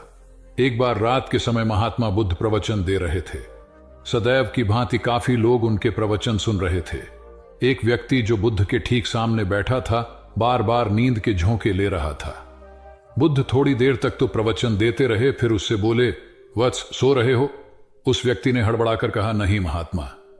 बुद्ध ने पुनः प्रवचन प्रारंभ किए। वह व्यक्ति फिर ऊँघने लगा। महात्मा ने फिर वही प्रश्न दोहराया और उसने फिर अचकचाकर नहीं महात्मा कहा। ऐसा लगभग 8-10 बार हो गया। कुछ देर बाद बुद्ध ने उससे पूछा, वत्स, जीवित हो? हर बार की तरह इस बार भी उसने कहा, नहीं महात्मा। यह सुनकर उपस्थित श्रोताओं में हंसी की लहर दौड़ गई और वह व्यक्ति पूर्णतः चैतन्य हो गया। तब बुद्ध गंभीर होकर बोले, वत्स, निद्रा में तुम्हारे मुख से सही उत्तर मिल ही गया। जो निद्रा में है वह मृतक समान ही है। महात्मा बुद्ध का संकेत था कि गुरु से ज्ञान ग्रहण करते वक्त सजगता अत्यंत आवश्यक है। गाफिल रहने की स्थिति में ज्ञान की प्राप्ति पूर्ण नहीं होती और अधकचरा ज्ञान सदैव खतरनाक साबित होता है। कथा सिद्धार्थ के जीवन के उस दौर की है जब वे बुद्धत्व को प्राप्त नहीं हुए थे और निरंजना नदी के तटीय वनों में वृक्ष के नीचे ध्यान करते थे। सिद्धार्थ प्रतिदिन ध्यान करने के बाद पास के किसी गांव में चले जाते और भिक्षा मांगकर लौट आते। कुछ दिनों के बाद उन्होंने भिक्षाटन पर जाना बंद कर दिया, क्योंकि एक गांव के प्रधान की छोटी बेटी सुजाता उनके लिए नित्य भोजन लाने लगी। सिद्धार्थ को वह बड़े स्नेह से भोजन कराती थी। कुछ दिनों बाद उसी गांव का एक चरवाहा भी सिद्धार्थ से प्रभावित होकर उनके पास आने लगा। उसका नाम स्वस्थी था। एक दिन स्वस्थी से सिद्धार्थ बातें कर रहे थे कि सुजाता भोजन लेकर आई। जैसे ही सिद्धार्थ ने भोजन करना शुरू किया, उन्होंने बातचीत बंद कर दी। जितनी देर तक वे भोजन करते रहे, बिल्कुल चुप रहे और वहां सन्नाटा छाया रहा। स्वस्थी को हैरानी हुई। उसने सिद्धार्थ के भोजन करने के उपरांत उनसे पूछा, गुरुदेव, आप मेरे आने के बाद निरंतर वार्तालाप करते रहे, किंतु भोजन के समय एक शब्द भी नहीं बोले। इसका क्या कारण है? सिद्धार्थ बोले, भोजन का निर्माण बड़ी कठिनाई से होता है। किसान पहले बीज बोता है, फिर पौधों की रखवाली करता है और तब कहीं जाकर अनाज पैदा होता है। फिर घर की महिलाएं उसे बड़े जतन से खाने योग्य बनाती हैं। इतनी कठिनाई से तैयार भोजन का पूरा आनंद तभी संभव है जब हम पूर्णतः मौन हों। भोजन के दौरान मैं मौन रहकर उसका पूरा स्वाद लेता हूं। वस्तुतः शांति से किया गया भोजन न केवल शारीरिक भूख को तृप्त करता है, बल्कि मानसिक आनंद और सात्विक ऊर्जा भी देता है। सम्राट अशोक संपूर्ण भारत को अपने राज्य में मिलाना चाहते थे, पर कलिंग के युद्ध में हुए रक्तपात को देखकर उन्हें अत्यधिक दुख पहुंचा।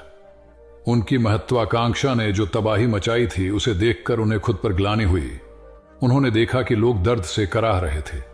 यह सब विनाश केवल उनकी महत्वाकांक्षा से हुआ था। यह सब देखकर अशोक के मन में विनाश का पथ छोड़कर नेकी के रास्ते पर चलने का विचार जगा। अशोक की राजधानी पाटलिपुत्र थी। पाटलिपुत्र अब पटना के रूप में जाना जाता है।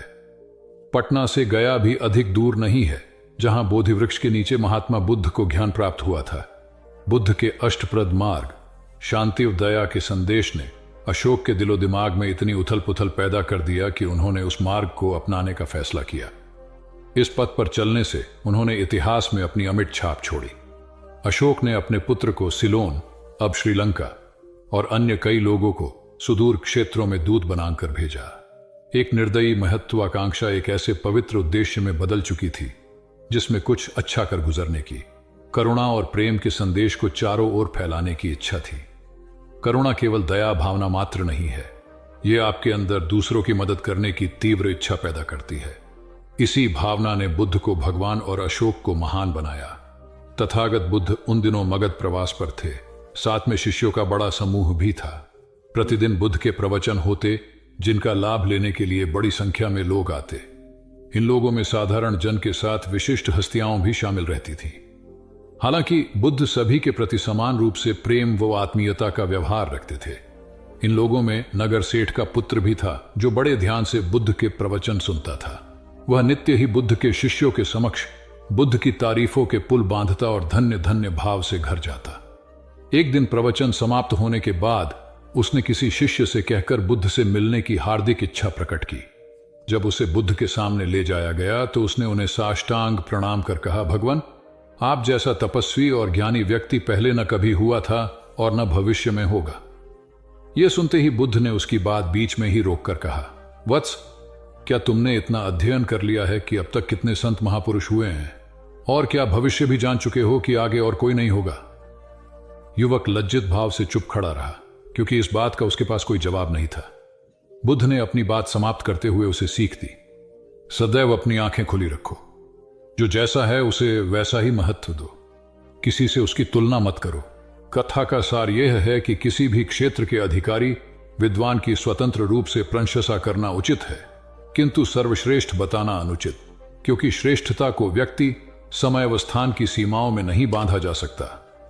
आनंद भगवान बुद्ध के प्रमुख व प्रिय शिष्य थे। उनके स्वभाव में उदारता, स्नेह व सहिष्णुता जैसे गुण शामिल थे। वे सभी के प्रति समान व्यवहार करते थे। उनकी दृष्टि में कोई छोटा या बड़ा नहीं था। एक बार आनंद कहीं जा रहे थे। रास्ते में उन्हें बड़े जोर की प्यास लगी। आसपास देखा तो निकट ही कुआं दिखाई दिया। वे वहां पहुंचे। कुएं से एक लड़की पानी भर रही थी। आनंद ने उसके पास जाकर कहा, बहन, मैं बड़ी दूर से आ रहा हूं, मुझे बहुत जोर से प्यास लगी है, कृपा कर पानी पिला दो। उनकी बात सुनते ही लड़की कांप उठी, क्योंकि वह अछूत जाति की थी। वह जानती थी कि किसी ऊंची जाति के व्यक्ति को पानी पिलाना उसके अधिकार क्षेत्र से बाहर है। वह निगाह नीची कर चुपचाप खड़ी रही। आनंद ने प्यास से व्याकुल होकर फिर कहा, बहन, तुमने सुना नहीं, प्यास के मारे मेरे प्राण निकले जा रहे हैं, मुझे पानी पिला दो। लड़की भयवश कुछ नहीं बोल पाई। जब आनंद ने बड़े स्नेह से उससे पानी न पिलाने का कारण पूछा तो वह बोली, मैं निम्न जाति की कन्या हूं, आपको पानी कैसे पिला सकती हूं? उसकी बात सुनकर आनंद ने कहा, बहन, मैंने तुमसे पानी मांगा है, जाति तो नहीं पूछी। आनंद की उदारता ने उस कन्या का भय दूर कर दिया और उन्हें पानी पिलाकर वह धन्य हो गई। कथा का सार यह है कि ईश्वर की दृष्टि सम होने के कारण उसने सभी मनुष्यों को समान शरीर, बुद्धि और भावना से नवाजा है। अपने सृष्टिकर्ता के विरुद्ध जाकर मानव मानव में भेद करना सर्वथा अनुचित है। एक बार भगवान बुद्ध अपने शिष्यों के साथ पाटलिपुत्र पहुंचे। सभी लोग एक विहार में रुके। भोजन के बाद बुद्ध ने आनंद से अगले दिन से प्रवचन आरंभ करने को कहा। अगले दिन बुद्ध का प्रवचन सुनने बड़ी संख्या में लोग उपस्थित थे। बुद्ध प्रवचन देने के बाद लोगों से मिलते, उनकी समस्याएं सुनते और नेक सलाह देते।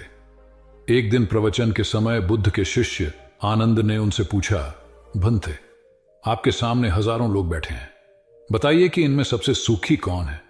बुद्ध ने एक विहंगम दृष्टि भीड़ पर डालते हुए कहा, वह देखो, सबसे पीछे एक दुबला पतला फटे वस्त्र पहने जो आदमी बैठा है, वह सर्वाधिक सुखी है। आनंद सहमत नहीं हुआ। वह बोला, यह कैसे संभव है? वह तो बहुत दयनीय जान पड़ता है। बुद्ध ने अपनी बात सिद्ध करने के लिए बारी बारी से सामने बैठे लोगों से पूछा, तुम्हें क्या चाहिए? किसी ने संतान मांगी तो किसी ने मकान, कोई रोग मुक्ति चाहता था तो कोई अपने शत्रु पर विजय। ऐसा एक भी व्यक्ति नहीं था जिसे कोई इच्छा ना हो। अंत में बुद्ध ने उस फटेहाल आदमी को बुलाकर पूछा, तुम्हें क्या चाहिए? उसने हाथ जोड़कर जवाब दिया, कुछ नहीं। यदि ईश्वर को मुझे कुछ देना ही है तो बस इतना कर दें कि मेरे अंदर कभी कोई चाह पैदा ना हो। मैं ऐसे ही स्वयं को सबसे बड़ा सुखी मानता हूं। उसकी बात सुनकर आनंद से बुद्ध ने कहा, आनंद, जहां चाह है वहां सुख नहीं हो सकता। आनंद ने बुद्ध की इस शिक्षा को सदा के लिए गांठ बांध लिया। सार यह है कि लालसा से लोभ बढ़ता है, जो असंतोष का जनक होता है। यदि सही अर्थों में सुख पाना है तो किसी लालसा की बजाय उपलब्ध स्थितियों में संतुष्ट रहना चाहिए। गौतम बुद्ध ने बहुत से अज्ञानी लोगों को सम्यक दृष्टि प्रदान की थी। तब को बात है, कोसांबी में एक ब्रह्मचारी रहता था। उसे अभिमान था कि उस जैसा कोई विद्वान नहीं है। इसलिए अपने साथ सदैव जलती मशाल रखता था। गौतम बुद्ध ने देखा तो उसे पूछा, अरे ये मशाल लिए क्यों घूमते हो? ब्रह्मचारी ने उत्तर दिया, सभी प्राणी अंधकार और अज्ञान में पथभ्रष्ट हैं, उन्हें रास्ता दिखाने के लिए मशाल लिए घूमता हूं। तथागत ने पूछा, क्या तुम्हें 4 प्रकार की विद्याओं, शब्द विद्या, नक्षत्र विद्या, राज विद्या व युद्ध विद्या का पूर्ण ज्ञान है? ब्रह्मचारी ने अपनी अनभिज्ञता प्रकट करते हुए मशाल फेंक कर तथागत के चरणों में मस्तक झुका दिया। उसका ज्ञान गर्व चूर हो गया।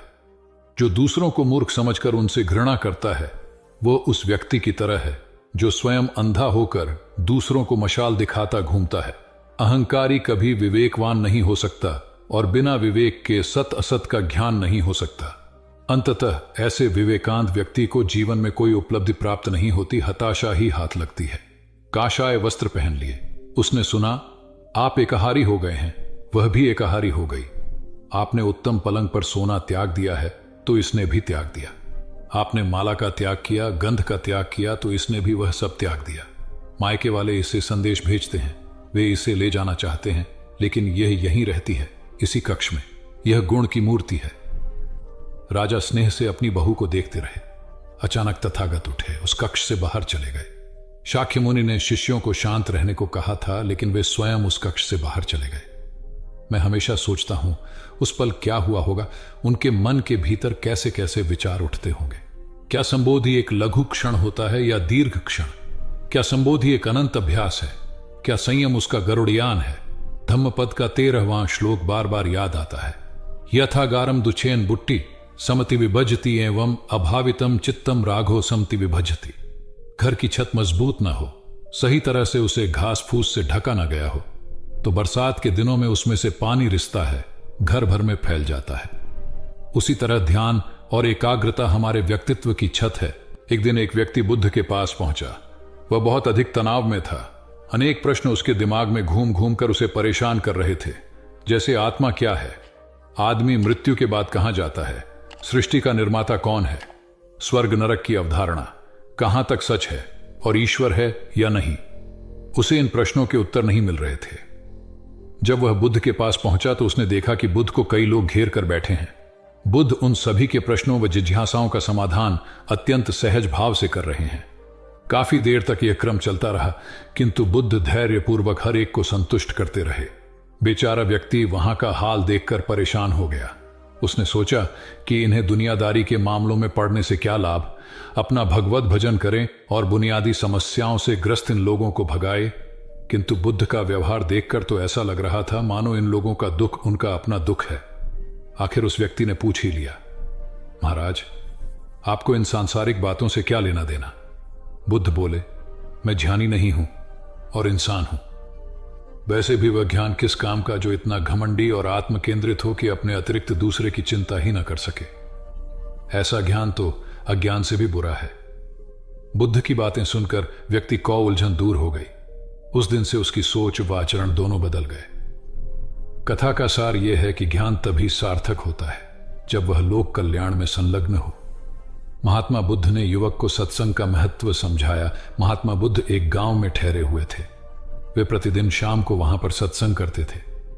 भक्तों की भीड़ होती थी क्योंकि उनके प्रवचनों से जीवन को सही दिशा बोध प्राप्त होता था। बुद्ध की वाणी में गजब का जादू था। तब बुद्ध ने उसे समझाया, यदि इसी तरह उसे पानी में निरंतर डालते रहोगे तो कुछ ही दिनों में ये छेद फूलकर बंद हो जाएंगे और टोकरी में पानी भर पाओगे। इसी प्रकार जो निरंतर सत्संग करते हैं उनका मन एक दिन अवश्य निर्मल हो जाता है। अवगुणों के छिद्र भरने लगते हैं और गुणों का जल भरने लगता है। युवक ने बुद्ध से अपनी समस्या का समाधान पा लिया।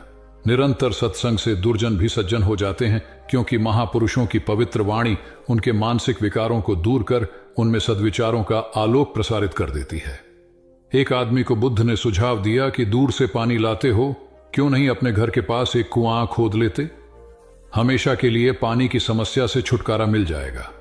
सलाह मानकर उस आदमी ने कुआं खोदना शुरू किया, लेकिन 7-8 फीट खोदने के बाद उसे पानी तो क्या, गीली मिट्टी का भी चिन्ह नहीं मिला।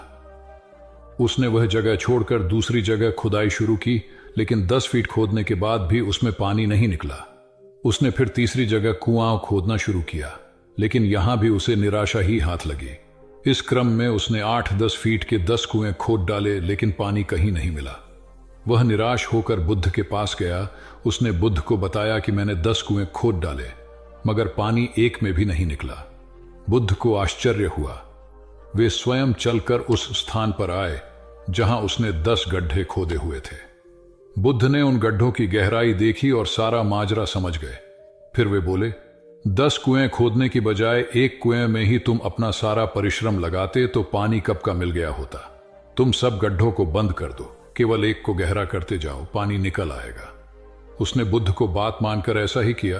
परिणाम स्वरूप कुआं पूर्ण होते ही पानी निकल आया। सबने भगवान बुद्ध की जय जयकार की। धन्ना सेठ के पास 7 पुश्तों के पालन पोषण जितना धन था। उसका व्यापार चारों तरफ फैला हुआ था, किंतु फिर भी उसका मन अशांत रहता था। कभी धन की सुरक्षा की चिंता, तो कभी व्यापारिक प्रतिस्पर्धा में आगे निकलने का तनाव। चिंता और तनाव के कारण वह अस्वस्थ रहने लगा। उसके मित्र ने उसकी गिरती दशा देखी तो उसे बुद्ध के पास जाने की सलाह दी। सेठ बुद्ध के पास पहुंचा और अपनी समस्या बताई। बुद्ध ने उसे सांत्वना देते हुए कहा, तुम घबराओ मत, तुम्हारा कष्ट अवश्य दूर होगा। बस तुम यहां कुछ दिन रहकर प्रभु का ध्यान किया करो। बुद्ध के कहे अनुसार सेठ ने रोज ध्यान करना शुरू कर दिया, किंतु सेठ का मन ध्यान में नहीं लगा। वह जैसे ही ध्यान करने बैठता, उसका मन फिर अपनी दुनिया में चला जाता। उसने बुद्ध को यह बात बताई, किंतु बुद्ध ने कोई उपाय नहीं बताया। थोड़ी देर बाद जब सेठ बुद्ध के साथ वन में सायंकालीन भ्रमण कर रहा था, तो उसके पैर में एक कांटा चुभ गया। वह दर्द के मारे कराहने लगा। बुद्ध ने कहा, बेहतर होगा कि तुम जी कड़ाकर कांटे को निकाल दो, तब इस दर्द से मुक्ति मिल जाएगी। सेठ ने मन कड़ाकर कांटा निकाल दिया। उसे चैन मिल गया। तब बुद्ध ने उसे समझाया, ऐसे ही लोभ, मोह, क्रोध, घमंड व द्वेष के कांटे तुम्हारे मन में गड़े हैं। जब तक अपने मन की संकल्प शक्ति से उन्हें नहीं निकालोगे, अशांत ही रहोगे। सेठ का अज्ञान बुद्ध के इन शब्दों से दूर हो गया और उसने निर्मल हृदय की राह पकड़ ली। अपनी कुप्रवृत्तियों से मुक्ति के लिए संकल्पबद्धता अनिवार्य है। जब तक व्यक्ति दृढ़ निश्चय न कर ले, वह अपनी गलत आदतों से मुक्त नहीं हो सकता। बुद्ध की शिक्षा से गांव का उद्धार हुआ। एक युवक ने बुद्ध से आकर कहा, मेरा गांव अशिक्षित है। मैं अपने परिवार से झगड़कर थोड़ा बहुत पढ़ पाया हूं। आगे और पढ़ना चाहता हूं, किंतु सभी रोक रहे हैं। घर के लोग सोचते हैं कि खेती में खूब पैसा है और उसके लिए किसी शिक्षा की आवश्यकता नहीं है। यही सोच गांव वालों की भी है। कृपया आप मेरे गांव चलकर वहां शिक्षा का प्रसार करवाइए। बुद्ध युवक की बात मानकर गांव आ गए। धर्मभीरू ग्रामीणों ने बुद्ध का सत्कार किया और रोज उनके प्रवचन सुनने आने लगे।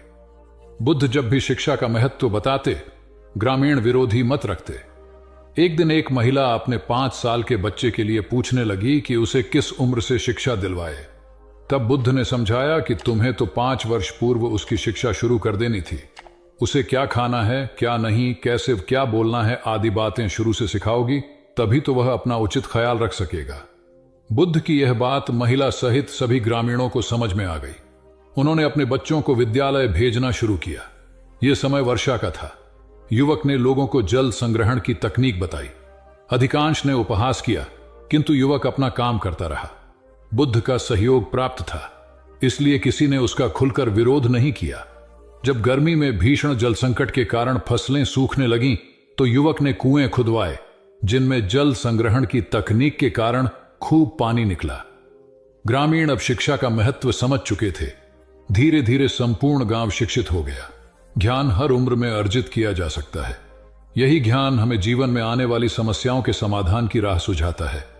एक गांव में 2 भाई रहते थे जो अपनी शैतानियों के लिए कुख्यात थे। उन्हें दूसरों को परेशान करने में बड़ा आनंद आता था।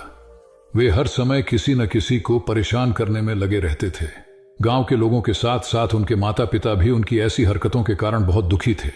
जब गांव का कोई व्यक्ति उनके माता पिता के पास उनकी शिकायत लेकर आता, तो वे दोनों को बहुत समझाते, किंतु दोनों भाइयों के कानों पर जूं तक नहीं रेंगती। एक दिन उनकी मां गांव में आए हुए महात्मा बुद्ध के पास गई और अपने बच्चों में किसी भी तरह ईश्वर का भय भर देने का आग्रह किया, ताकि वे लोग शैतानी से बाज आए।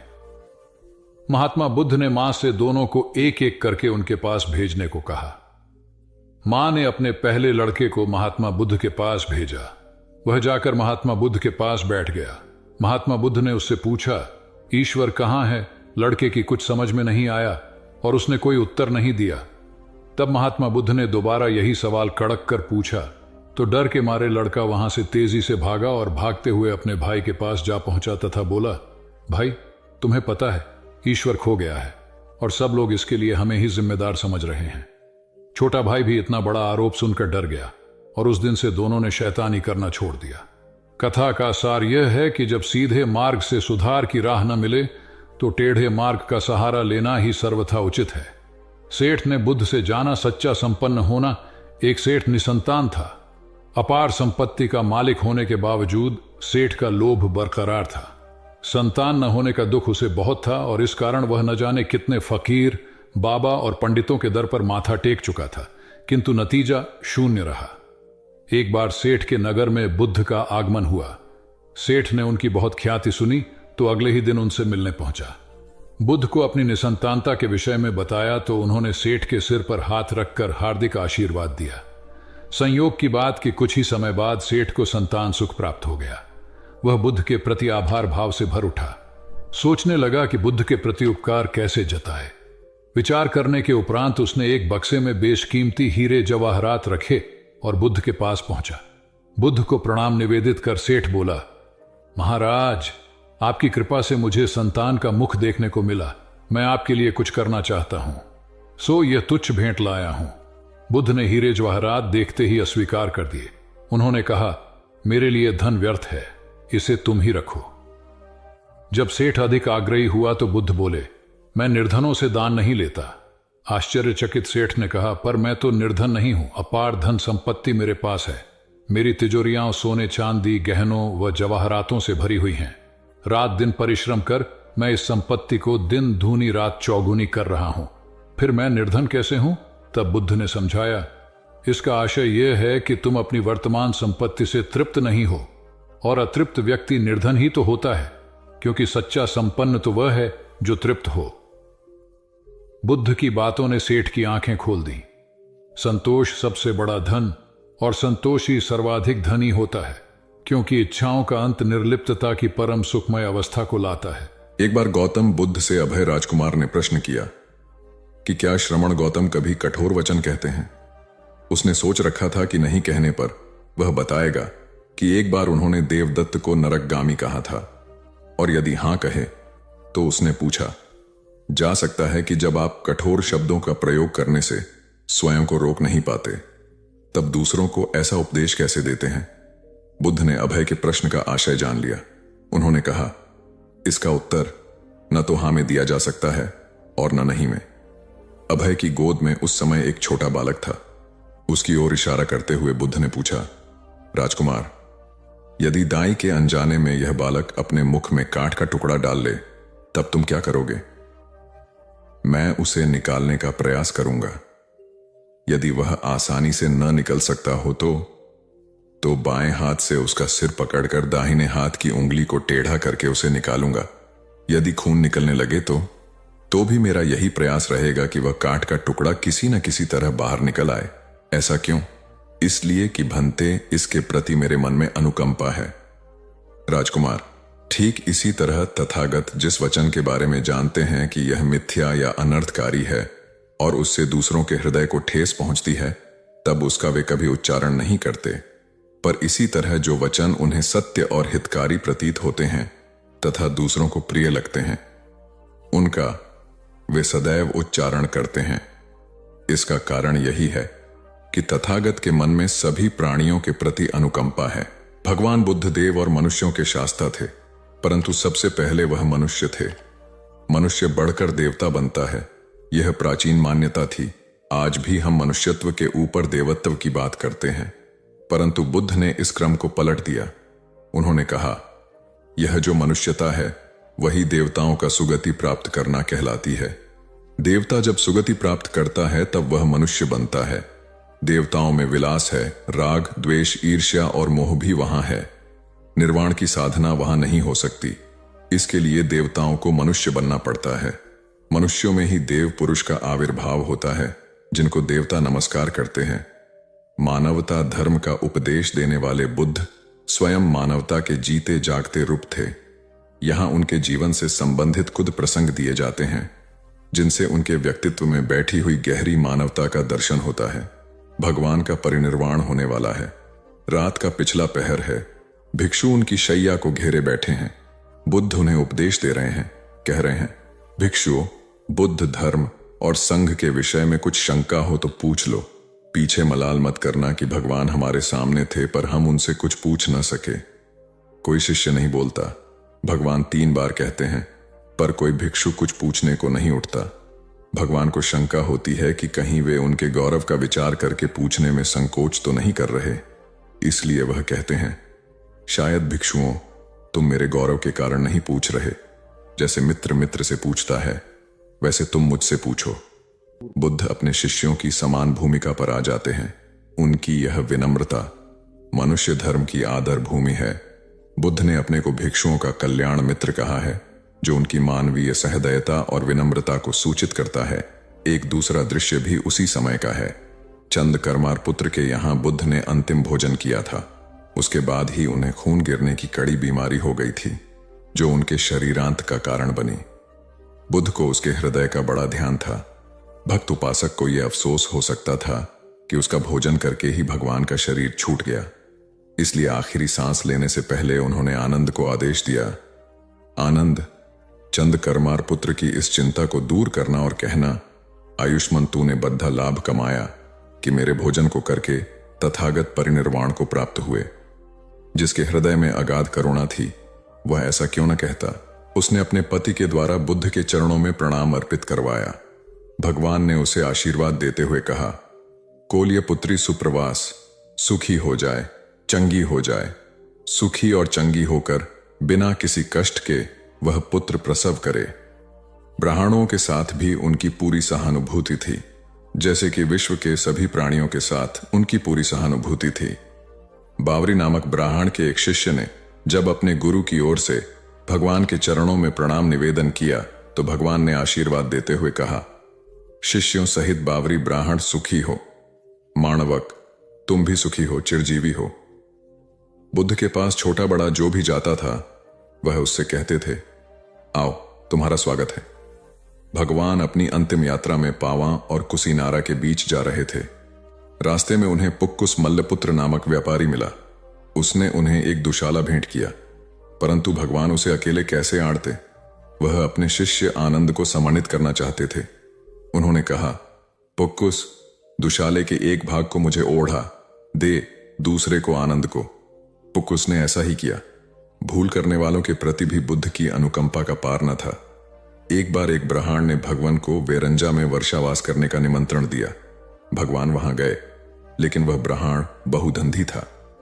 उसने उनकी कुछ भी सुध बुध नहीं ली। बुद्ध को बड़ा कष्ट हुआ। उन्हें 3 महीने तक कुटा हुआ जौ रोज खाना पड़ रहा, क्योंकि उस समय वेरंजा में अकाल पड़ रहा था और वह भी उनको और उनके शिष्यों को घोड़ों के व्यापारियों से मिलता था। इतना होने पर भी वर्षावास की समाप्ति पर भगवान बुद्ध अन्यत्र जाने से पूर्व वेरंजा जाकर ब्राह्मण को आशीर्वाद देना नहीं भूले। भगवान बुद्ध के जीवन में ऐसी अनंत घटनाएं मिलती हैं। उनमें हमें उनकी मानवता के दर्शन होते हैं। उनके जीवन में कोमलता की पराकाष्ठा थी और उनकी वाणी में अपर्वु माधुर्य था, जो सबको अपनी ओर खींचता था। उनके मुंह से क्रोध भरा शब्द कभी नहीं निकलता था। वह मनुष्य थे, परंतु मनुष्य की दुर्बलताओं से ऊपर उठ चुके थे। उनके व्यक्तित्व में मानवता की शुभ ज्योत्सना धर्म की स्थिति बन। एक राजा ने अपने पुरुषार्थ से राज्य को समृद्ध बना दिया था। राज्य में रण बड़ी सुखी थी, क्योंकि वह प्रत्येक वर्ग के हितों को ध्यान में रखकर काम करता था। जब राजा वृद्ध हुआ तो उसे योग्य उत्तराधिकारी को चिंता सताने लगी, क्योंकि उसे लगता कि योग्य उत्तराधिकारी के बिना सुव्यवस्था अव्यवस्था में बदल जाएगी और प्रजा की परेशानी बढ़ जाएगी। हालांकि राजा का एक बेटा था, किंतु वह अत्यधिक आलसी और कर्महीन था। वह स्वयं को मालिक समझता और शेष सभी को अपना गुलाम। यह अहंकार उसके आचरण में सदैव झलकता था। राजा उसे सुधारने के उद्देश्य से बुद्ध के आश्रम में छोड़ आया। बुद्ध ने अगले ही दिन राजकुमार को आदेश दिया, वत्स, यहां से 5 कोस पर एक जंगल है, तुम वहां जाकर फूलों के कुछ पौधे ले आओ और उन्हें आश्रम के अहाते में लगा दो। यह सुनते ही राजकुमार को बड़ा क्रोध आया, क्योंकि उसने तो आदेश देना ही सीखा था। चूंकि उसके पिता ने बुद्ध को बात मानने को कहा था, इसलिए वह मन मारकर जंगल गया और फूलों के पौधे लाकर आश्रम में लगा दिए। राजकुमार ने उन्हें सींचा और जानवरों से बचाने के लिए उनकी रात दिन रखवाली की। कुछ महीनों में सारा आश्रम भांति भांति के सुंदर फूलों से खिल उठा। राजकुमार अपनी मेहनत का ऐसा फल देखकर बहुत प्रसन्न हुआ। बुद्ध ने उसे शाबाशी देते हुए समझाया, वत्स, याद रखो, जो सोता है उसका भाग्य भी सो जाता है, और जो चलता है उसका भाग्य निरंतर उसके साथ चलता है। अब राजकुमार कर्मठ बन चुका था। राजा को अपना योग्य उत्तराधिकारी मिल गया था। कर्म सफलता की कुंजी। तो दोस्तों, याद रखिए कि बुरे हालात हमें रोकने नहीं, बल्कि हमें और मजबूत बनाने के लिए आते हैं। जिंदगी में चाहे कितनी भी कठिनाई क्यों ना हो, कभी हार मत मानिए, क्योंकि हर अंधेरी रात के बाद एक नई सुबह होती है। अगर आपको यह वीडियो पसंद आया हो और इससे आपको थोड़ी भी प्रेरणा मिली हो, तो इसे लाइक करना ना भूलें। अपने दोस्तों और परिवार के साथ शेयर करें, ताकि वे भी इससे कुछ सीख सकें। और हाँ,